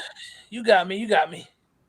Hey, matter of fact, if everybody out there that I see laughing emojis from on my training videos, and you laughing at me, and I found out you're a fat guy like me, and you don't have a training video out there, I'm on you. I'm gonna put my nephew on your head. It's over with. Okay, that's why I gotta do one. So I can talk about it. Yeah, we got it. I need all the big fellas to do their training video. I want to see the excitement on people's face when they shoot their first full auto. Yeah, that's gonna be cool. Because shout out Jay the shooter. I had never shot a full auto before. Yeah, Jay's the I man. gotta tell you the truth. Shooting full autos is fun, but it's not all that. Maybe I just shot. Don't ruin somebody's dream, bro. I would have never brought you on the camera if I thought you was gonna ruin somebody's dream. No, don't do that. Listen to me. I'm just messing around with it. You will have somebody's Zach, dream. Zach playing with you, man. Ain't nothing like shooting full auto, bro. Ain't nothing like shooting. And you believe me? Somebody out there just jumped off the live when he You said, believe me? "Damn it!" I was like, he just got mad as hell. Ain't nothing more fun. Ain't nothing more fun than spitting off 30 rounds in a second or two. Ain't no more fun than that. Man, when you got something that rock out 500-600 rounds, rate of fire, man, a minute. I'll tell you, some of the coolest. Big Fish said it. I told him already. I'm gonna go down on one knee. That's gonna be the video. That's it. That's gonna be the That's it. That's it. Look, I'm telling you, man, that full auto's the truth, man. Like I said, it was. The funny thing was because when I was in Florida and I shot the MPX and the PTR. They had this like off-brand full auto AR9. It kept jamming, but the cycle rate was so fast it was ridiculous. But it kept jamming. Yeah. It kept jamming on me. I'm telling you, some of the coolest stuff. I mean, I was in the military, so I was issued the M16A1. That's dating myself how long I've been in. When I got it. He said select fire, full auto, right? I shot the Mod Deuce, which is that's like heaven sent. That's probably one of the best cadences of beautiful gun. 50. Definitely won't be no night shooting in Nashville, darn it. Yeah, night shooting. Night shooting is fun too. When you shoot those tracer rounds, but it definitely won't be. Gosh, that's so much fun. Puka, you prefer the full auto or you prefer the 3-round burst? Which one do you like better? Full auto, man. I never shot 3-round burst before. Yeah, the burst is cool. If you wanted to really, I saw one gun that actually had with all three, had the burst and the full auto. Okay. But I love full auto just because 3-round burst is more conservative for save ammo saving because everybody know automatic is more for suppressive fire. Right. Right. So you could do the same thing with burst as well and save you money. But I love. I'll tell y'all this. When we do get to Nashville, this I can promise you. Every YouTube popular gun, pretty much everyone you could think of, will be in Nashville. Oh yeah, I can say that with confidence. Oh, absolutely. That saw. So it's something you haven't shot, and you like, yo, I want to shoot that. It'll be out there. Yeah, QB, that saw is beautiful, man. I shot both the 240 and the 249. The M60, that was my very first crew served. I shot that before I shot the Mod Deuce. I also shot the Mark 19. Oh, that's a treat. Now, what's 3-round burst, guys? Is when you hold the trigger and the 3 rounds go off. Yeah. Bless you. Thank you. So I'm saying they make 3-round burst triggers? No. No, that's the 3 round well, burst. let me say they do, but you're going to pay that $200 tax stamp for it, and it's going to cost you a lot of money. Yeah, right? You can't just go out and get you it. just can't go out and get it like the binary, right? Who got that wide open trigger? I don't. That rare breed joint? Nah, it's called wide open. Wide open? Yeah. Nah. Same type. I like it, but they say it only runs it when you read the manufacturer on the website. It says only for 223.556. It says that. That's fine. I'm saying, what? Anybody have it? Not that I know of. Total Glock. If you were gonna put a dope trigger in or a trigger like that in your AR, that would be a way to go. Nice. Guns and Butter, he ran one in the video that he did with GHG. It was a wide open trigger. Okay. Nice. Did you? I want to know somebody here that got one. Oh, I just got the word. Somebody has one. Somebody got one for Christmas. Nice. Lito, take a guess who? Yeah, I see it. Nice. Total Glock boy, you shot around the 303 British. Did you shoot the Enfields or you shot the Lewis?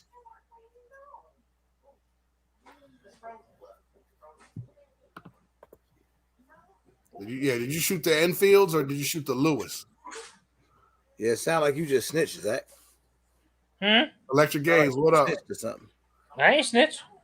Tracks and snacks. I don't snitch. If I want to say something, I just say it. Ain't no snitching. If I want to say something, I just say it. Ain't no snitching.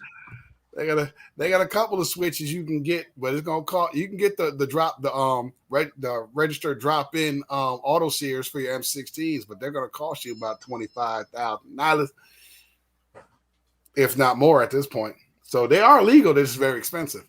You just can't go get you just can't drill your hole, that third hole in your lower receiver without getting that 07, 02 and that form tube ready to go once you're done. So they make it tough, man. Shout out to FOPA 1986, which ain't going anywhere. So because ain't nobody giving up $1 million collections. No, sir.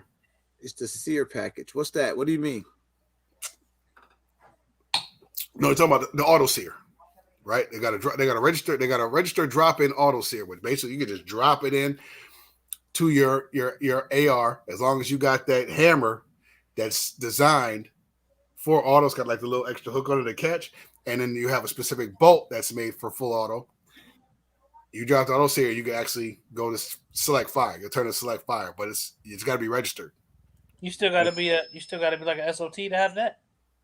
No, if it registered, for a drop-in auto sear, but for a registered drop-in auto sear, it's pre-86, so that's transferable. That's why it's so expensive.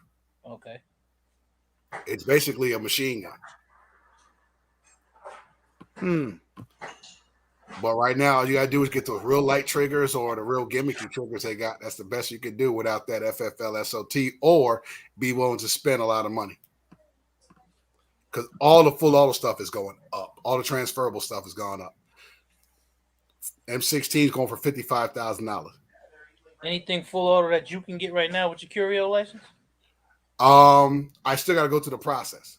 But what's on the CNR list? They got the Thompson, the Tommy gun is on the CNR list. But I still got to go through the process, and I'm still going to pay. Okay.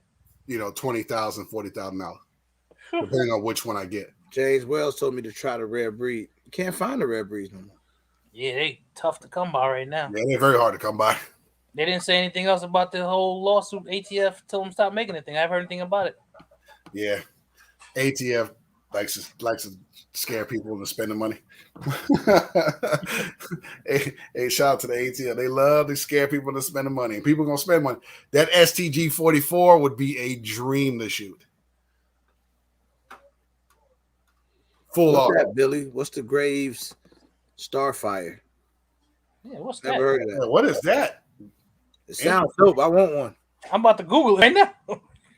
It said Diego said he got that breed in the purple rain always breaking down. Well, it all depends on the parts around it now, depending on your bolts and your BCG.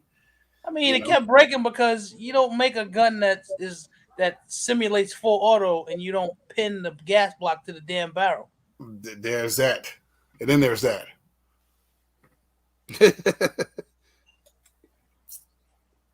Or dimple it.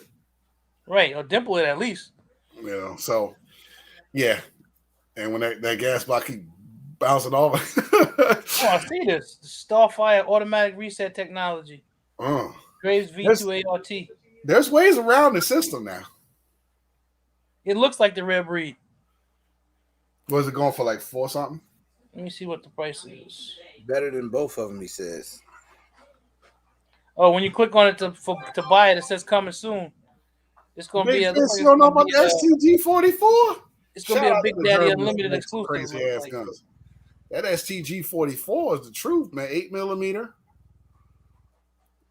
I wonder what the price on those gonna be. They probably all right in that same. Probably gonna be about $500 to $400. You think 5? I think 5.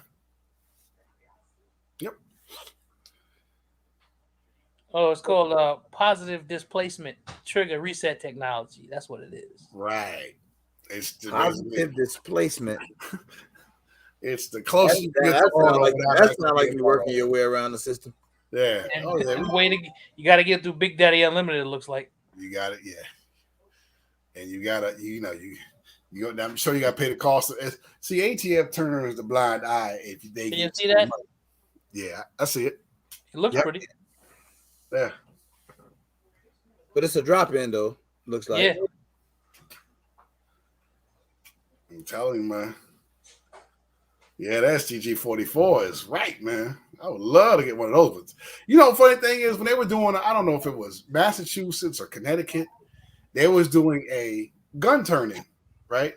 Turning your guns, you get that gift card from Target or some stupid stuff like that, which hell no, right?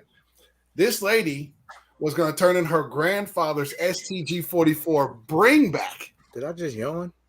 You did. Yeah, my bad, yo. No, I'm not even sleepy. It's late, man. You probably still woozy off of that. I'm not even sleepy. I don't know why I just yawned. I'm drunk. Too much peach wine coolers. That peach that's what it is. And I had the Jamaican Me Happy. Jamaican Me Happy. What's that? That's a type of cooler I had. Oh, that's facts, Jovan. That's facts. Who makes it? I wouldn't mind trying that. I think it's Seagram's. Shout out to Precision Strike. The man with the big stuff. Precision Strike. Blow up stuff. What up, Precision Strike? Blowing up stuff. Bradleys and stuff. You want to buy a Bradley, go holler at Precision Strike. Do you think that there actually is a practical use for those rare breed triggers, and you think that there was just for fun? I think it's for fun. Most of that stuff is for fun, man. If we were to buy if we looked at every single gun we got based on practicality, a lot of us wouldn't have a whole lot of guns. I'd only have like 5. You know what I mean? Poindexter is a very practical gun guy. He is. BP. Which one of your guns is for fun? He'll tell you all of them. Probably none.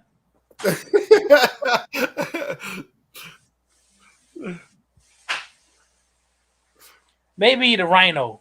We got to get BP to come in here. Yeah, BP, you gotta come in. Cause listen, his explanation is pretty dope. When you listen to him, when I listen to him talk about it, I ain't gonna even say it's pretty dope. Cause some of it I agree with and some of it I disagree with. Because I don't think every gun that I have is practical. Probably not. Not every gun I have is practical.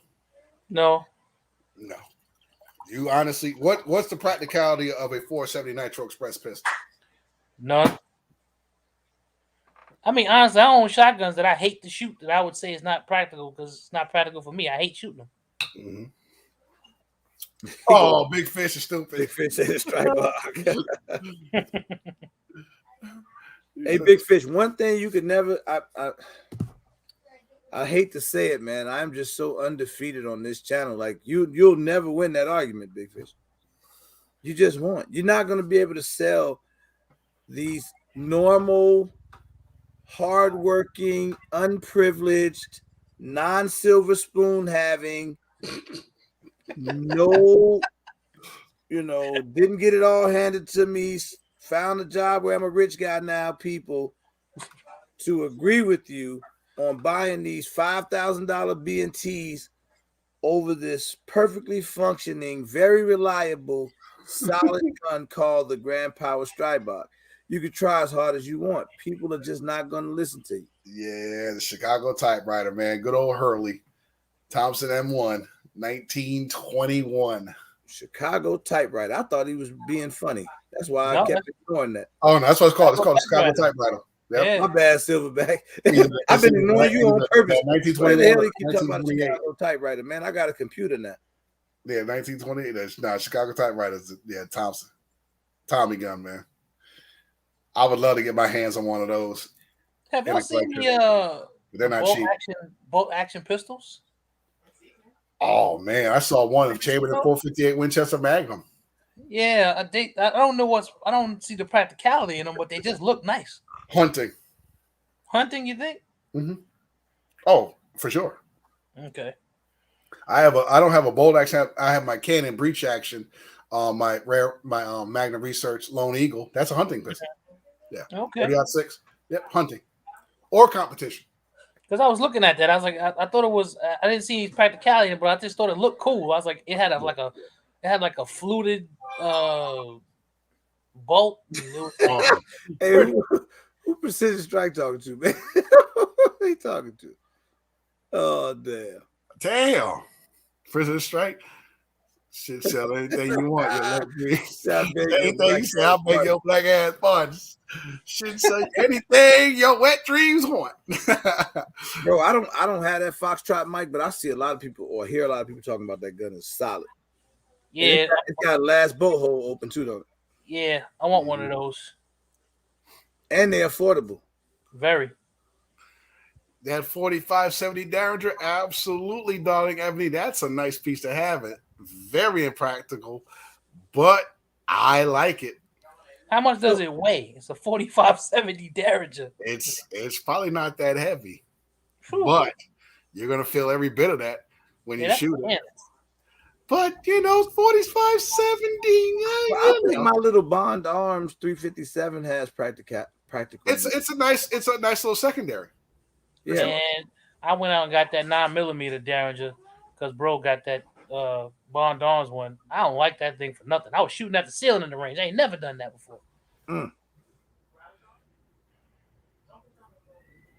So Sturmguard, the Gavir, huh? You talking? Which one you talking about? The G40, the G43 Gavir? QB? Or are you still talking about the STG-44? That G43 Gavir is disgusting. 8mm. I was trying to get Poindexter to come in here to explain practicality to me. Mm-hmm. Because sometimes when you say that, people don't even get it.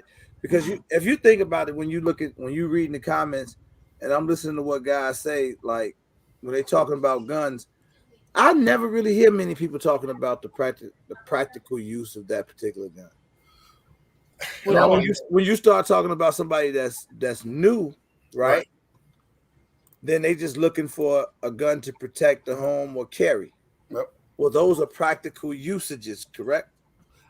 Yes. Yeah. Like I said, I break it down but just said practicality is subject, right?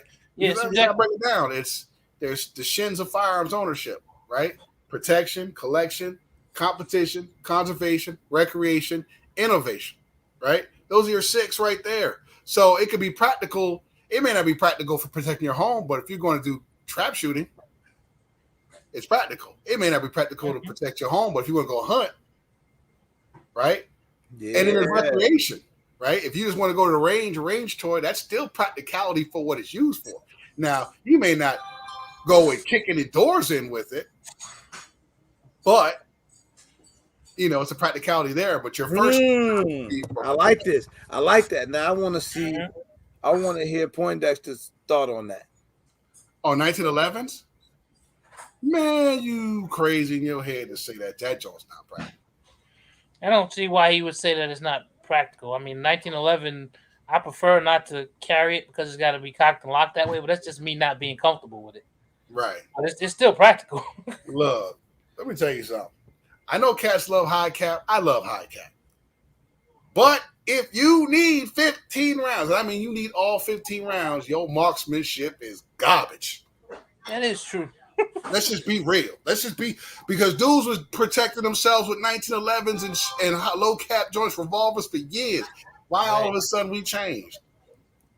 Because we, that's why cats is kind of crappy shooters, because they mag dump. Do you agree with precision strike right here?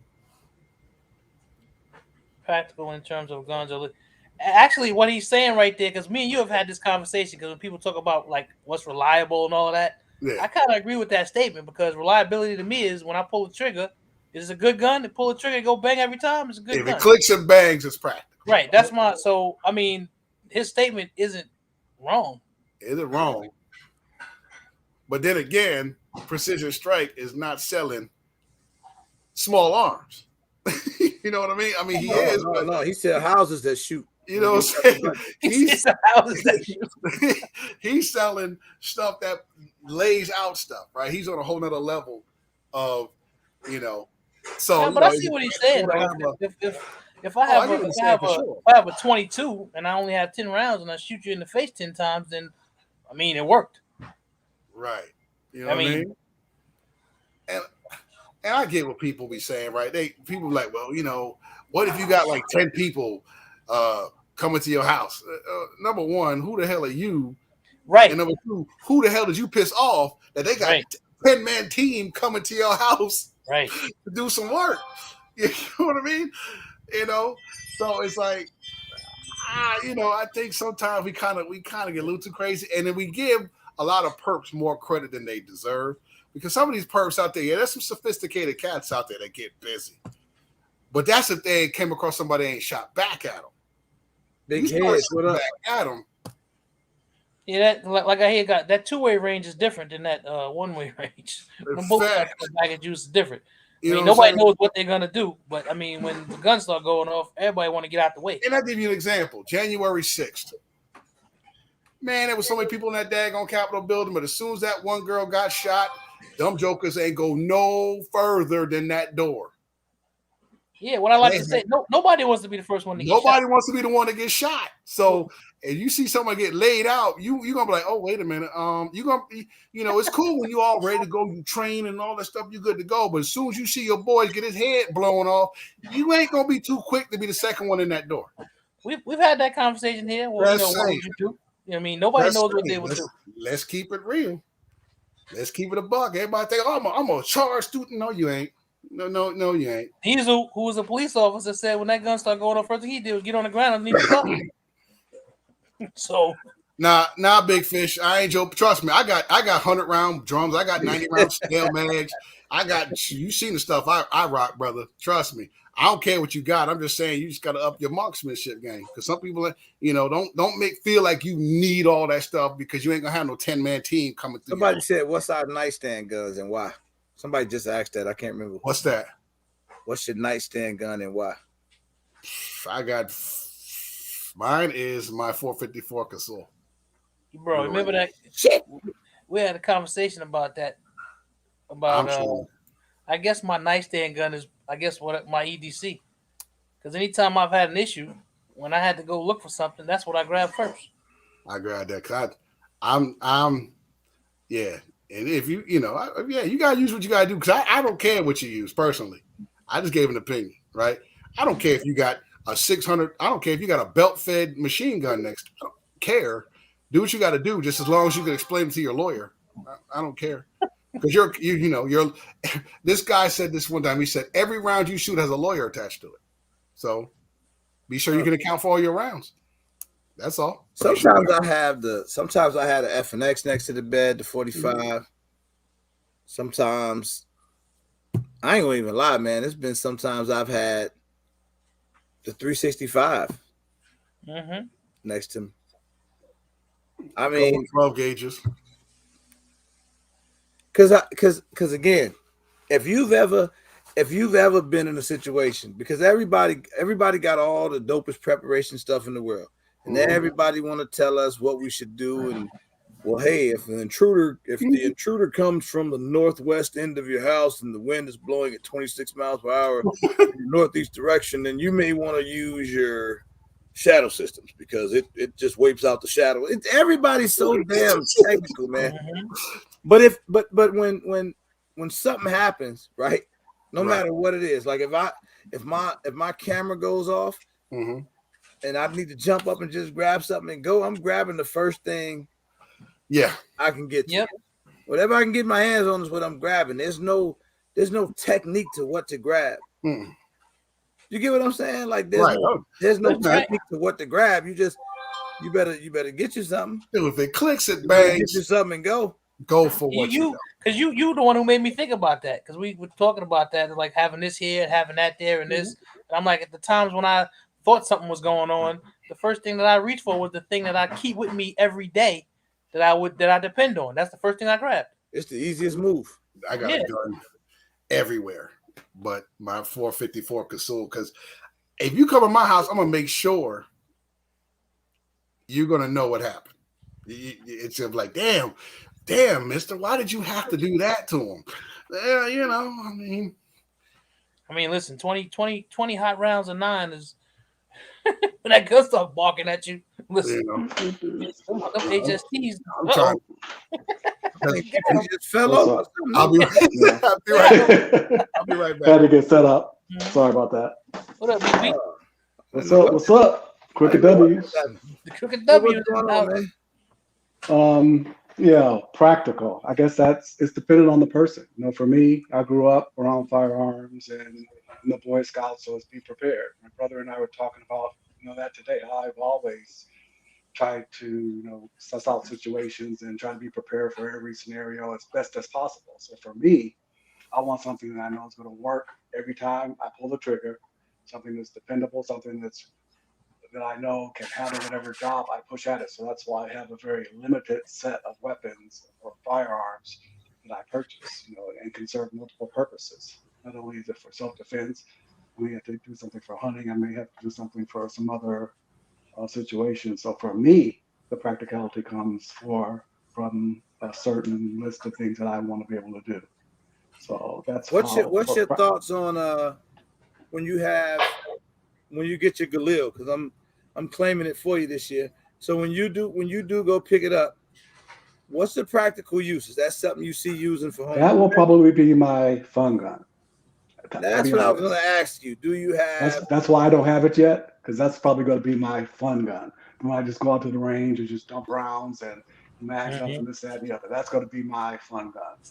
Whereas my Zastava, my short Zastava is my okay, somebody comes through the door, or I'm having to be out on the road with my truck gun, something portable, and I can take out and put some heavy fire down if I get Well, let me ask you this in terms of AK.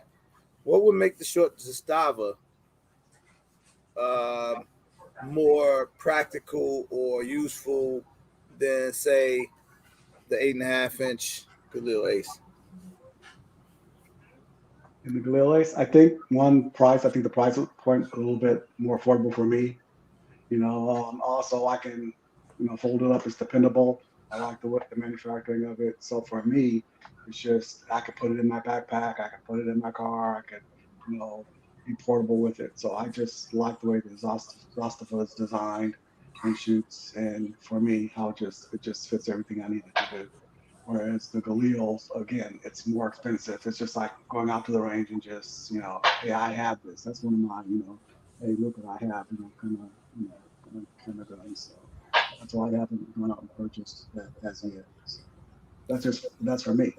I'm about to leave y'all. I'm gonna leave y'all with a quick story, real quick. All right. Or bring y'all a quick story. This actually came from somebody that I know. That I actually know from YouTube. This is a real life story. I'm just not gonna say who. He was telling me a story about how he was driving in his car and he saw some dudes that kept passing by, right? But he had his baby in the car. Like they kept driving by in a truck or whatever. They look, they mugging him. You know how somebody pull up on you? They looking at you hard or whatever. And he said, he looking back at him. they had some words outside the car, whatever. So he pull into a parking lot of a store, or whatever, and then the guys come past, they ride past him or whatever. He got his kid in the car. So he called his girl up, tell her come get the baby or whatever. She come and get the baby. Next thing you know, he pulling off the guys. They drive behind him. He stopped at a light. 2 cars come up. You know, they kind of sandwich him. Sandwich his car, right? Jump out the car. They all talking. One of them got his hand on his gun, right? And he was saying, you know, he was strapped up, but basically they had to drop on him. Now, this is a conversation that we've had on this live several times about, you know, what would you do? Right. You know, real world situations. How do you react in a situation like that? Now, what he said he did was, you know, they was talking, they had a few words, and then he just kind of, you know, he went home, and because he got out of it, you know, he was able to get out of there because you know, it didn't turn into nothing. But he was like, wasn't nothing he could do, you know. And basically, what our conversation a little bit was that, you know, so everybody hero talk a lot. People with guns always tend to talk hero talk. I hear it a lot, man. When I got into what I call the 2A community, and me knowing a lot of situations that I know of firsthand that I've been in, and I know, you know, I've seen what it's like, and I know what goes through me when, you know what I'm saying, when you get, if you ever been scared, if you ain't never been in a situation where you felt like your life was in danger, boy. And I ain't talking about the military. I'm talking about the neighborhood. Oh, so the streets. Oh, absolutely. If you've never been in a situation where your life was in danger, I'm telling you, a lot of that tough Tony talk. Well, the first 3 things. The first 3 things, just like in martial arts, is de-escalate, escape, and avoid. You don't go out looking to pull your gun on anybody. You try to de-escalate, you try to avoid, and you try to escape. And if all 3 of those are not options, then you have to go to the next level, you know, whatever next steps are. But martial arts, firearms, in all my life, I've never had to pull my firearm on somebody. There's the shin. You trying to get away. That hero stuff is crazy. Get away. If I got my family with me and everything, if I can drive away, I'm driving away, man. I don't care if I'm by myself. As I've gotten older, bro, get home safe. Get home safe. Yeah, that's the rule. DHS. There you go. There go y'all initials right there. There's the shin. Get home safe. They're just trying to talk about that. If you have this shin, you shouldn't have a gun. That's aggression. Exactly. We all flesh and blood. The gun is just a tool. It don't make us invisible. We ain't got no force field that'll block. That's why I say most people that got guns so that think they're ready, they ain't been shot at. Right? You get shot at, the game changes. Because the whole point of you trying to do that is so you don't get shot. You're looking for soft targets because you don't want to be on the business end of what they got coming to you.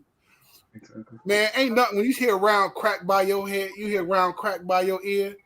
Go through your window. Man, look, I'll tell you what, man, have you like shook.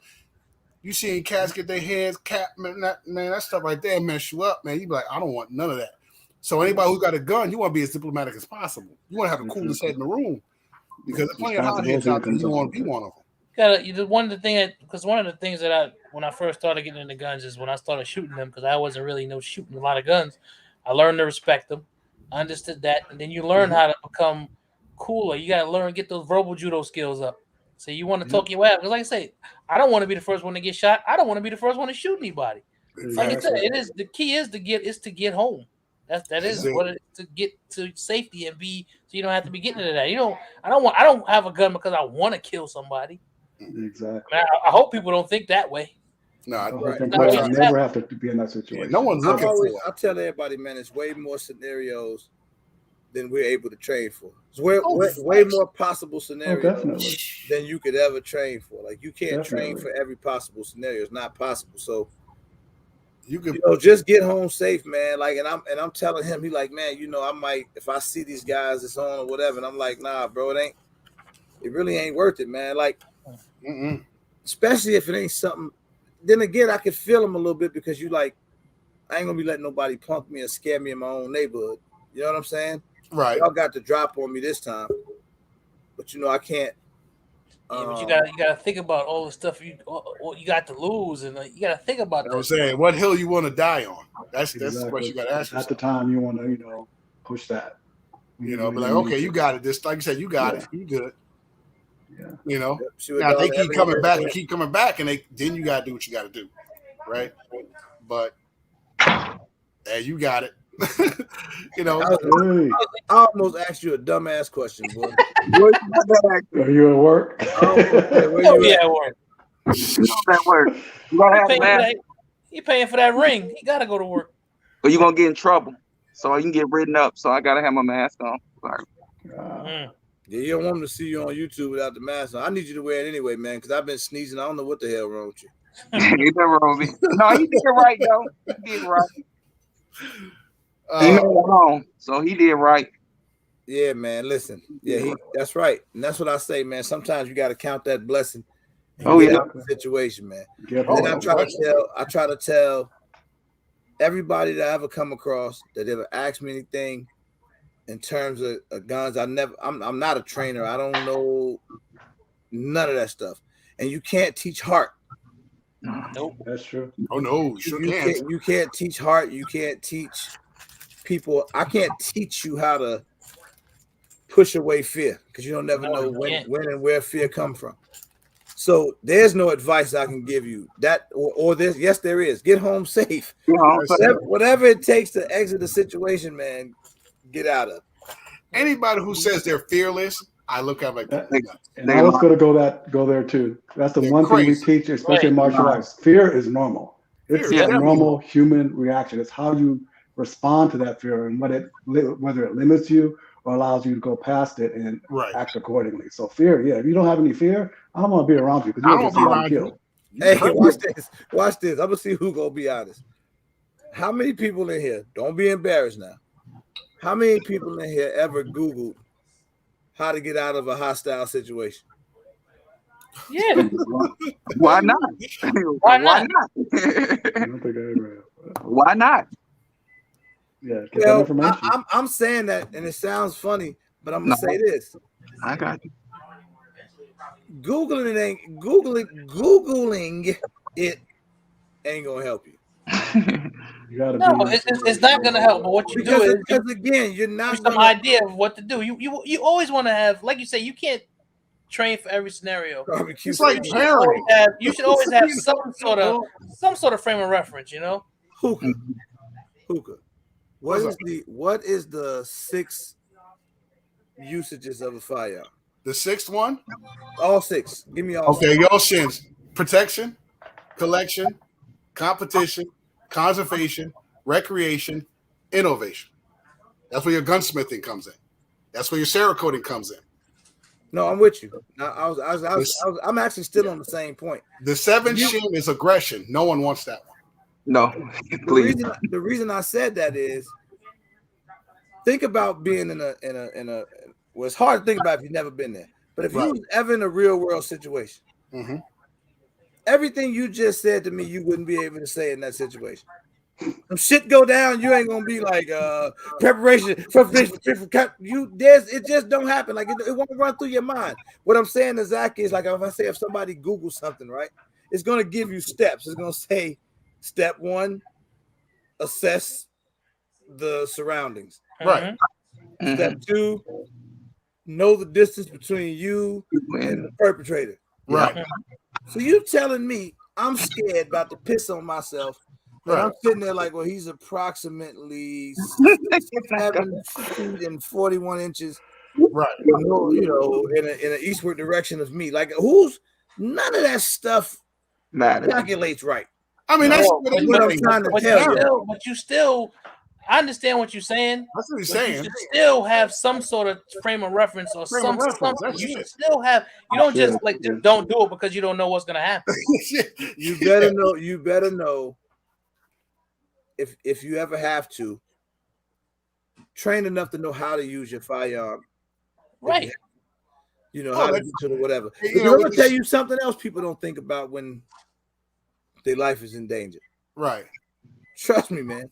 I'm gonna tell you something else people don't think about. You know how we always say, "Hey, you're responsible for every single bullet that comes out that gun." 100% correct. How often we hear that when you say it in the chat? Right. Oh, 100%. Oh yeah. But boy, when that poopy hits that air condition, you don't think about that. Like if you ever had to pull and shoot, you're not saying who's behind him, what's behind him. That's 100% true, man. That's where you got the practicing comes in your head. Because anything can go awry. We know that. Any real situation go awry. But after that joint's over with, you got some explaining to do. Yeah. So, bro, I'd rather explain it. Do you think that's preparation? For me, that's preparation. Do you think that you shouldn't prepare at all just because you don't know what you're going to do? That's what the prepping comes in. No. That's the preparation, 100%. Because for me, like if I'm in my house, I use frangible ammunition. So because I know if I miss, at least it's going to be less of a chance for that round to go through to somebody else. No matter how many rounds I have in there. So the number one cause of needing more ammunition is missing. So I trust you. So no matter what you the took situation a step out of the thought process. Yeah, it can't be a thought process. It has to be automatic. It has to be in second nature. It you have to train to your situation. It has to be and it's not going to be 100% all the time. You're supposed to train, so your training becomes like muscle memory. That's what. Right. That's pretty much what it is. Like driving. Right? It's supposed to be for. It's like driving. Are you saying to yourself every time you drive 10 and 2, hit the switch, hit the signal, that's second nature because of all the years and months of practicing. 2 hands on the steering wheel. Not very much changes about driving. But real world scenarios that could put your life in danger can come from so many. I have to challenge you on that. Hold on. I'm gonna let you challenge. Driving is dynamic. Okay, go ahead. Driving is dynamic. When you drive, traffic situations and stuff change all the time when you're driving. All the time. I have to challenge you on that, especially living in a city like where you live. So you telling me in Detroit, that there's gonna be more encounters that'll make me panic and lose my frame of thought driving? No, I didn't say that. Oh, I'm waiting to see what this challenge is because driving. I never said that. You can almost count on. You said that driving is always the same, basically. But what I'm saying, look, if I'm driving, I know that I can train all day for. What if somebody slam on the brakes in front of me? Slam on yours. Or I'm just saying I could train for this type of thing. Or what if a car? You don't know when it's. You don't know if and when that's going to happen. But like somebody getting a drop on you where your life is like really in danger. I just think that's two different worlds. Driving a car and somebody pulling a gun on me. They are two different things. There's risk assessment in everything that you do. There's levels of risk assessment. Driving is dynamic, just like any situation that can pop up on you. It's dynamic. I can't. I'm not disagreeing or agreeing. I want to be clear. You're just trying to. Are we saying on this 2A channel right now? I'm not to sleep on this tonight. Right. That driving is equally as dangerous as a real world gun situation where if you want to look at from a numbers perspective, absolutely. More people have died in vehicles. Y'all gotta let me finish now. I can't remember the last time that somebody surrounded me with their cars and I was worried about them running into me with them. Purpose. I think you're. I don't know if I'm using the right. I think you're conflating. I don't know what the hell. No, you people use their car as a weapon, but we're saying that things can happen. Things can go awry. Yes. Are you going to be prepared for every scenario? Killed that lady. She was just around the corner from her house, and he hit her and killed her instantly. She didn't think she was going to get hit that day. It's unexpected. That's all. Right. That's my point is that both situations are dynamic, and statistically, driving is more dangerous than worried about getting into a gunfight. That's why if you want to look at it, we can people a year die in vehicle related. All right, now we just did. That's what I'm saying. Like this chat is gonna get an award for not being able to stay on subject. What do you mean? Because we just did it again. This is not it. The conversation was really about real world situation where somebody get a drop on you and you just need to get home safe. But there's so many different versions of that. Like, were you talking about with a 10-man team? I don't understand how we got into a car. Well, you just said somebody got surrounded by 2 cars, so that technically that could be right. And that's the I think, because I understand what you're saying, but both of those situations are dynamic. No, I didn't say one because one is more dangerous than the other if it happens, I guess. But the same way you look at, you don't know what's going to happen in a gun situation, is the same way you don't know what's going to happen in a traffic situation. I'll give you that. Now, how about this one? I've been waiting to say this. I was just letting y'all ramble. So you know how you play in the basketball game and you keep running the play and just to see what the defense is gonna do, right? And then you hit them with the reverse. Now watch this. How many times in comparison with the car situation and the gun situation have you been in a close call? Which one outnumbers the other? The car, no question. The car. Which tells me you just got completely off the subject because it does not compare. I guess I don't know if mentally is the word I'm trying to say. Like driving a car don't compare to being in a real world situation where somebody may take your life. To me it does. To me it does. Every day.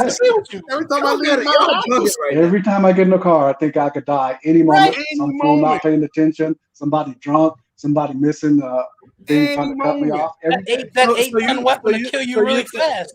So what do you put? So why the hell ain't we investing in better cars instead of more guns? Somebody's better drivers. When you go buy a car, when you buy a car, you don't look at the safety ratings.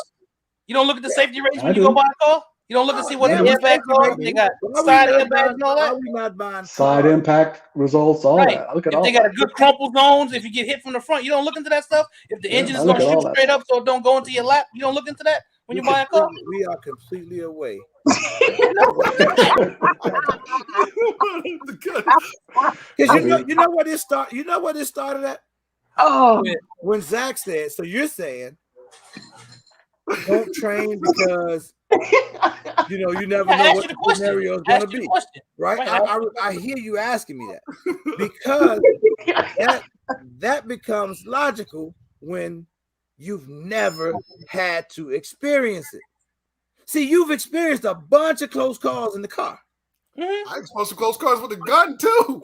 So now, okay, if you're a person that has experienced both, then we can have a balanced conversation. But you can't tell me it's the same if you've never been in the other scenario. If you never walked into a situation where bullets really flying, they flying at you. Yes, I've been in a situation where bullets have been flying. Man, I'd rather go out here and drive my car all damn day. I've never, I've been in situations with bullets been flying where I've walked into places and guns been pulled. I ain't from the freaking Beverly Hills, man. No, what I'm telling you is I've been in those situations. So you've been in the situations. Now you just confuse me even more. So if you've been in the situation, you're telling me that you still make this when I go get in my car, I'm driving. You make that like that's the same to you? Based on what you said. Okay, I said 100 people. I said that the situation was dynamic. Based on what you said. More in your car. Because this is a 2A channel, because I'm starting to think we should be on car channels because that sounds like where the problem is. It's not with these guns. Sound like problems with cars.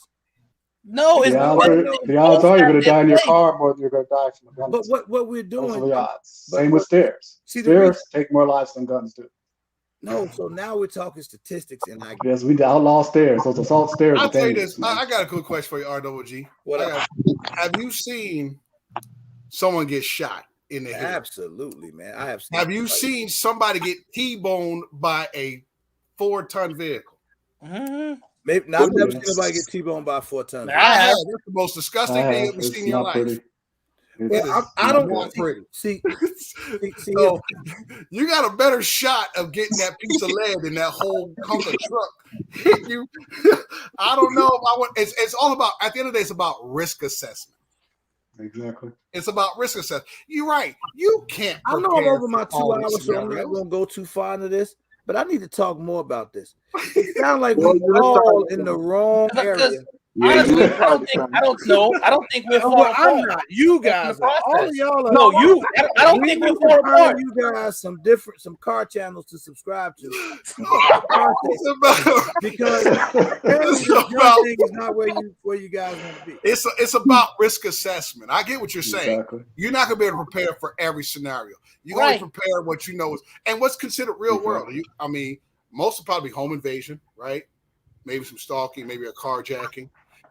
But you're not worried about somebody hitting you with an IED, right? You're not worried about somebody having a javelin or an RPG or a law shooting it through your front door, right? You're not worried about that. It's kind of a good chance you're not going to have to worry about that happening. Now, but I do worry about somebody hitting me when I'm on the highway or when I'm pulling up from a stop sign. But we all can definitely say that, right? We all can say that, definitely. So do y'all? I'm gonna ask the chat real quick. Do y'all think I'm just the one that don't get it right now? No. We're not. I'm asking the chat because apparently y'all telling me I'm crazy. I'm something wrong. No, you're crazy.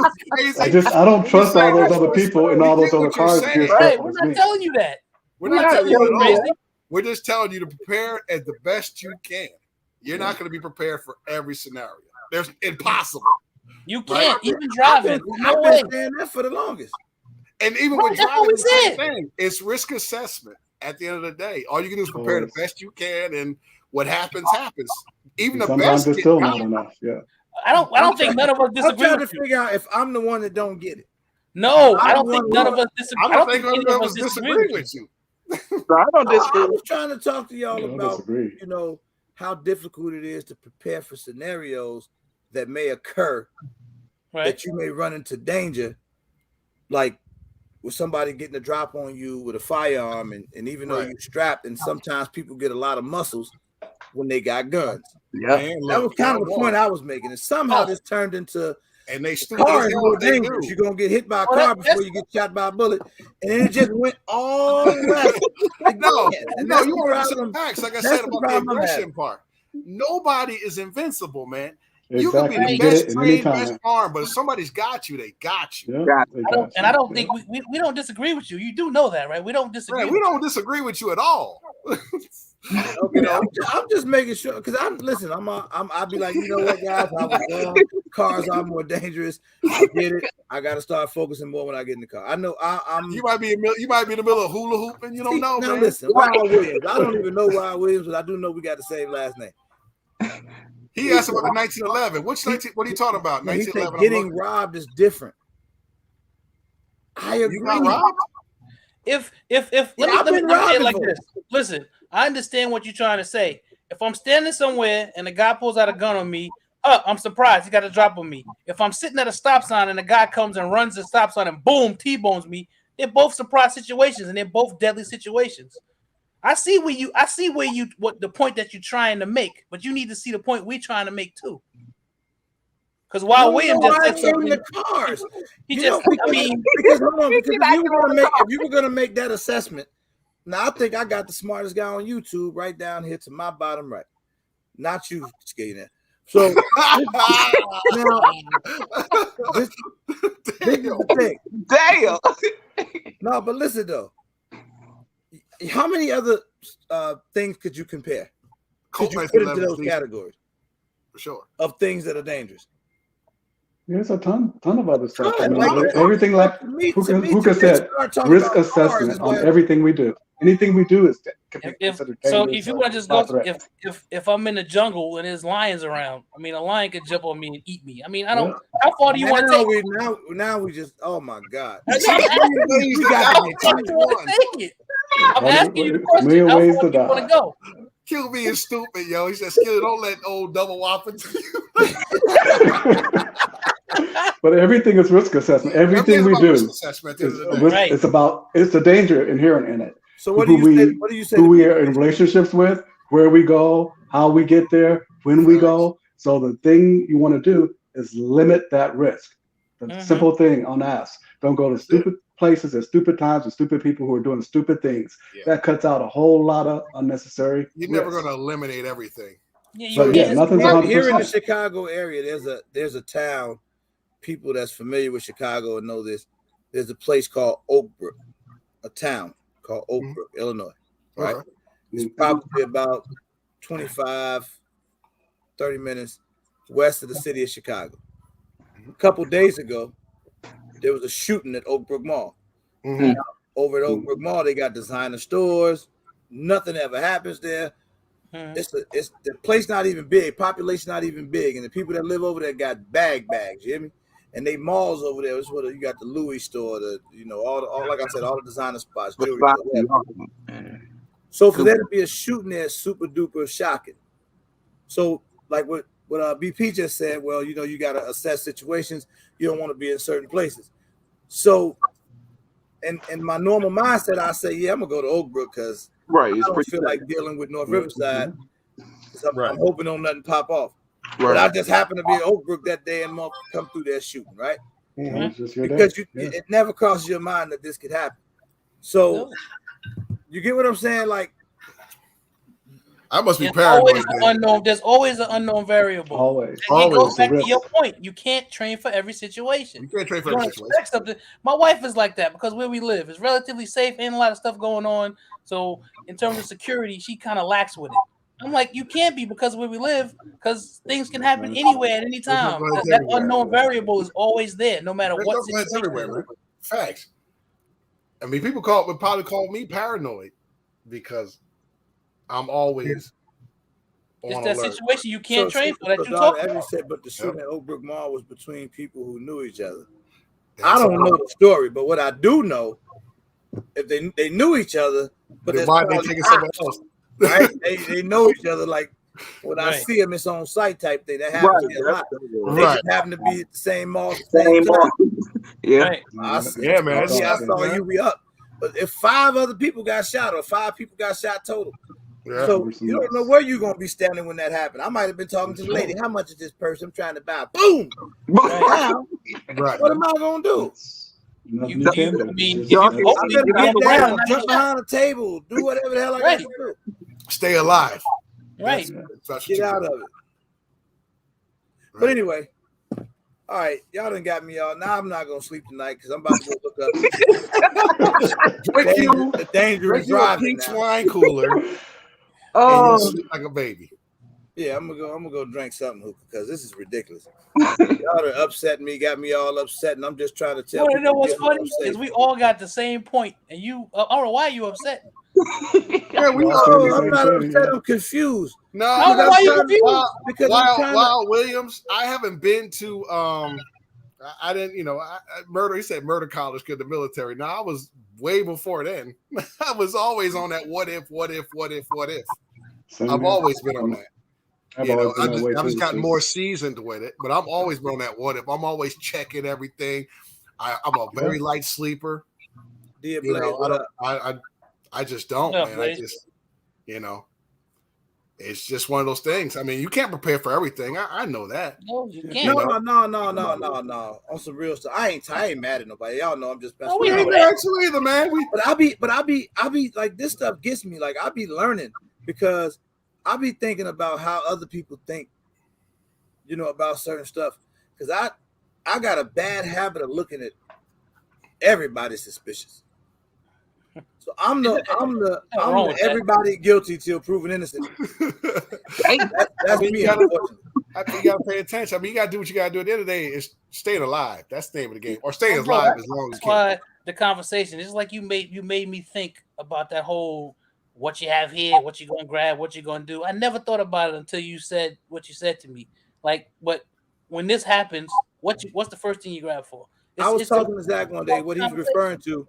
I called him one day and I said, bro, I got and I was dead serious. I hear so many people talk about what's your home defense weapon? Or what is your home defense setup? How do you set up your home defense stuff, right? So I got to take maybe my carbine, Your home defense got to have a light on it. Everything got to be set up. It's got to be set up a certain way, right? And I was telling him, I said, one night my backyard camera went off. When I hear the backyard camera go off, I know nobody's supposed to be back there. So the first thing I do, jump up. I grab my 19X because it was sitting there. It never dawned on me to go find the home defense weapon. Right. When I thought about it after it happened, like I grabbed my shit going back to the back to see what I could see. You know, got all the lights off in the house. I'm trying to see who the hell in the backyard. 223 Bucky, what up, dog? Yeah, Bucky. What up, man? This is what I'm saying. Like, I don't know. Maybe I'm wrong about this, guys, but that's just my thought process. So I have to. That's my strategy, RPG. That's my strategy on all the weapons that I own. Have to be able to be used in a home defense situation. It may not be optimal, but I can use them effectively in a home defense situation. So if I have this here, I have that there, I can use any of those to defend myself and maybe get to another weapon that may be more optimal, or at least I can defend myself with that weapon. It's set up with the light. My rifles or shotguns have a sling. You know, everything's set, it's locked and loaded, has the right ammunition in it that I've tested at the range. So for me, that's where the practicality comes in. So that's a good question. Here's a joint right there. It's a good question. A very good question. He just so you know what? In reality, that's basically what I was saying to you. Yep. Like that's my common sense way of thinking. Like when people say a home defense setup, to me in theory, I'm grabbing whatever's available. He made me realize that. How do you know? Because I've done it. Right. Yeah, and he made me realize that in application, I'm gonna go for the thing that the closest to me, the thing that I know that I feel is gonna protect me. I didn't reach for none of the big stuff. I reached for what protects me every day. He made me think about that. I'm like, damn, we got this stuff set up and staged for what? I ain't even go for that when I thought shit hit the fan. Yeah. And I agree with Precision that, you know, it's I'm the game master, but it's going to be a surprise on what they get. They may get that shotgun the first time. They may get, you know, something else the second time. They may get that AK. So yeah, it's all on the menu. So if you have the opportunity, I mean, if you got enough if they're coming into my home, the opportunities are everywhere. Every one of my rooms is set up, stuff on me nearby. Every one of my rooms, I have knives. Every room, my house, every location. I have guns loaded, locked, ready to go at every location. So I'm ready. So depends on when they come and how they come. So I'm with you, man. Master. Some of these guns you see on these walls ain't for decor. You know, so I mean, you know, I'm with Precision, like, man. I go for whatever. Like I don't. That's what I'm saying, man. So sometimes I feel like people have I don't think they do it maliciously or intending to bother people, but it's just like people always. I think it's just a misconception. People think everything is so technical and so planned and so easy to execute. And absolutely not. Well, it's not going to be ever easy. I don't think it's never. Even if you take the class, you still got to practice it. You got to practice and train and practice. And still, when it hits the fan, you're probably going to shit your pants. Exactly. Your heart rate's going to be 200, but either you execute or you don't live. That motivates people to make sure my kids' rooms are in front of my room, so I don't want any gun to where somebody can get and take advantage of my household. So I don't put anything in front of my kids' room. Because you got to come through the back door, the front door before you hit either my kids' room or my room. So I don't put anything towards the front of the house just because of that reason. Right. Everything is in my room because first thing I got to do is get to my kids. And I don't want nobody getting advantage in anything in front of my kids where they can use it on my own stuff on me. Gotcha. So I just reach for my handgun. That's normally what's on my dresser. That's normally what I get. I have the shotgun that's back up. If I think to grab it, I grab it. But more than likely, I'm going for my handgun because it's in my everyday carry. Oh, of course. Blaze is right. He said you can train and still freeze up a panic. Yeah, but all the training doesn't minimize that. No doubt. Oh, no question.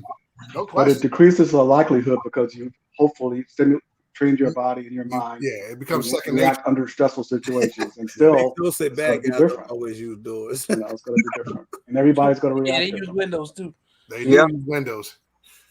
My windows. That's the thing I'm doing too. That perimeter defense, so you know they do. You get time to set up because time buys you options, like he says. Yep. You know, so if you have a little time to at least get ready, it kind of decreases some of that anxiety. So there's a lot of stuff we have to do to make I that, already know, you know, man. stand out bigger. I'm all messed up, man. You talking about somebody gonna shit their pants and all? I peep here a little sometimes when I'm watching a scary movie. That's why I don't watch scary movies too much.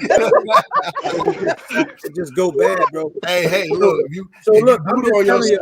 I'm like, damn, this dude house stink. Let's get up out Yeah, here. man. I peep, but what I'm saying to you is, you just don't know, man. No, you just don't know. Absolutely, you don't. Here's the joint is RWG. It's about mitigating it. It's not about eliminating it. Yep. You're never going to eliminate it. You're never going to totally. It's always going to be something, right? Yeah. So it's just, and that's what the training comes in, right? Because you're always going to have issues in training, and that's what they have what's called after action review, where you go what you did, what you should have done, and you practice it again. You're going to have new mistakes. You're going to try to correct as many as you can to minimize. It increases your chances of surviving and minimize your chances of risk. But you were never going to get rid of it completely. There's always going to be something that could happen, especially if it becomes real life. You're going to be like, oh my God, you may forget everything because you're going to be afraid. The first thing you think about, oh, my family, what I got to do here, you know. Or if your plan requires everybody else to do their part. And there's that. You don't know who's going to freeze. Right. When the time, you know, people, well, I set it up, but my kids, they all know where to go. And you know, like Lucy goes left to her bedroom, and Brad, he jumps under the bed, and little Peter, you know, he goes in the attic. And then when it really happens, everybody forgets. And shoot, some people may be so deep in the sleep, they be like, huh? What are you talking about? What's happening? You know what I mean? So, yeah, I mean, there's a lot of risk assessments, a lot of risk factors in this stuff. And just the best you can do is do as much practice as you can for what you kind of can accept that's going to happen and expect that something unexpected could happen, and hope you're ready for it, because that's all you can do. My son, do what you can and do the best. Get out of him and get him out his sleep. Yeah, just do what you can. In the mud. That's it. Just do what you can, man, because you know you can't stop living your life. Nah. You know what I mean? The biggest enemy that we don't talk about is that unknown variable. That's it. Unknown. That's the guy that gets you every time. Look, I learned this. The funny thing we said about cars, but I take this with life. My driver's ed instructor said, "Expect the unexpected." Yep. Right. That's in life. I mean, and shit's gonna happen, you know. But you can just do the best you, like you said. Rodney said, you have to try your best to be ready. That's all you can do. That's all you can do. That's all you can do. And hope, and just hope that there's no knuckleheads in your neighborhood that day. Yeah. A lot of it's luck. A lot of it's just, you know, happenstance. It's just that's a big factor. You know, were you lucky enough that he doesn't know how to handle his weapon, and he gets a drop on you, and you happen to, you know, be a little bit more proficient? I seen videos where that's happened. You know, he's just inept, or you know, the guy does something, you know, that gives you the heads up. But you know, so have a plan, and hopefully you can successfully execute it. If you can't, then what do they say? you can do about it. But just hopefully your plan will work. That's right. That's a good question. Who that, babe? Would you have a stroll? That's the last question here. I'm getting out of here. Yeah, that's a good question. I only have one light, but that's a good question because, you know, they'll know where you at. Sometimes you got to get that good night vision on and hope for the best. I mean, you know, it's the risk that comes with it. Either you're going to know where they are at the same time, they're going to know where you are. Who's got the better trigger? If you've ever used that strobe, it really does disorient you. If you don't have to be directly at them.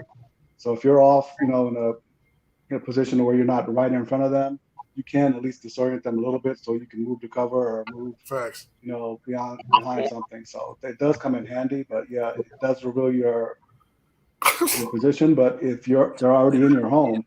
Hey, George Lopez, if I could throw something at you right now, I would. Right. Don't live in the ghettos. You know the killing part, Chief. We're gonna start a whole other live because he gonna upset me, man. Don't live in the ghettos. Don't live in the ghettos. Don't live in the ghettos. Bro, you know the place where most of the crimes happen in the suburbs. They know everybody's got all the shit. Right. I don't live in the ghetto. I live in the suburbs. I'm more fearful of the people that live around me. Like that's a choice. I think they all want to live. Everybody wants to live there. Yeah, that's a choice. That sounds like nobody wants to live in a ghetto. Kanye West in this shit. What the hell are you talking about? Sound like slavery and choice. Oh yeah. George Lopez kicked it off right before I'm about to get off live. Boy, I ain't drank all my life, and I started drinking this weekend. And it seems like it's getting worse. You about to make it even worse. Don't live in the ghettos. Right, don't live in the ghettos. And George Lopez. Your name is George Lopez, nigga. Yeah, nigga. I don't live in the ghetto. Oh, he done brought a little sugar out. Right, he brought a little sugar out. Hey, sugar, don't do it to him, sugar. Look, don't do it to him, man. Because they know, they're messing with me, man. You know I get sensitive when people say words like ghetto. I'm sorry. I'm sorry. Don't never talk about the have-nots. I cannot stand uppity people. Man. Come on. Boy, I don't like ghetto. Do you hear me? Yep. I do not like people that act like that stupid stuff, man. I don't judge nobody about what you have. Where you live at. Oh, yeah. I don't give a damn about that. Man makes the money. Money never made the man. See, I'm about to turn that fucking table up.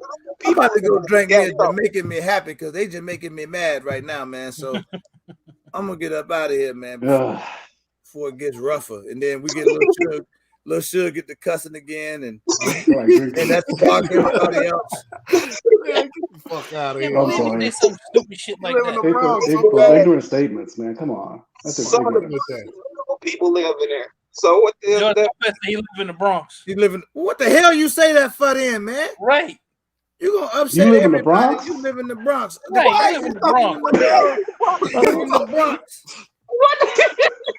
If that ain't the ghetto, what the helicopter is it? Right. Somebody tell me. I'll leave y'all with that one to think about. Oh, heck. Until Tuesday night, man. Wow, let's get out of 2021, y'all. Let's all get out of 2021 healthy, safe. What the hell? Let's keep this thing going, man. I appreciate you all tonight. Right. Thank y'all for joining the panel, Zach. Thank you for teaching me that cars are more dangerous than guns. Hookah, thank you for coming in late tonight. I appreciate it. Skill, I appreciate you wearing a mask you don't have pulled up over your mouth or nose. BP, thanks for turning the little shug, man. Holding it down. All right, man. I'm not dropping the link for Lopez, but Lopez, you welcome back, brother. When I go back live, come on back so we can talk Tuesday. About this, come on back in here with that ghetto talk. We'll get through it. All right, man. But until then, I'm out of here. Thank y'all for throwing them L's up, man. Peace, Hope y'all had a great holiday. I'll see y'all on Tuesday, man. Yes, sir. I'm out. Peace. Yes, sir.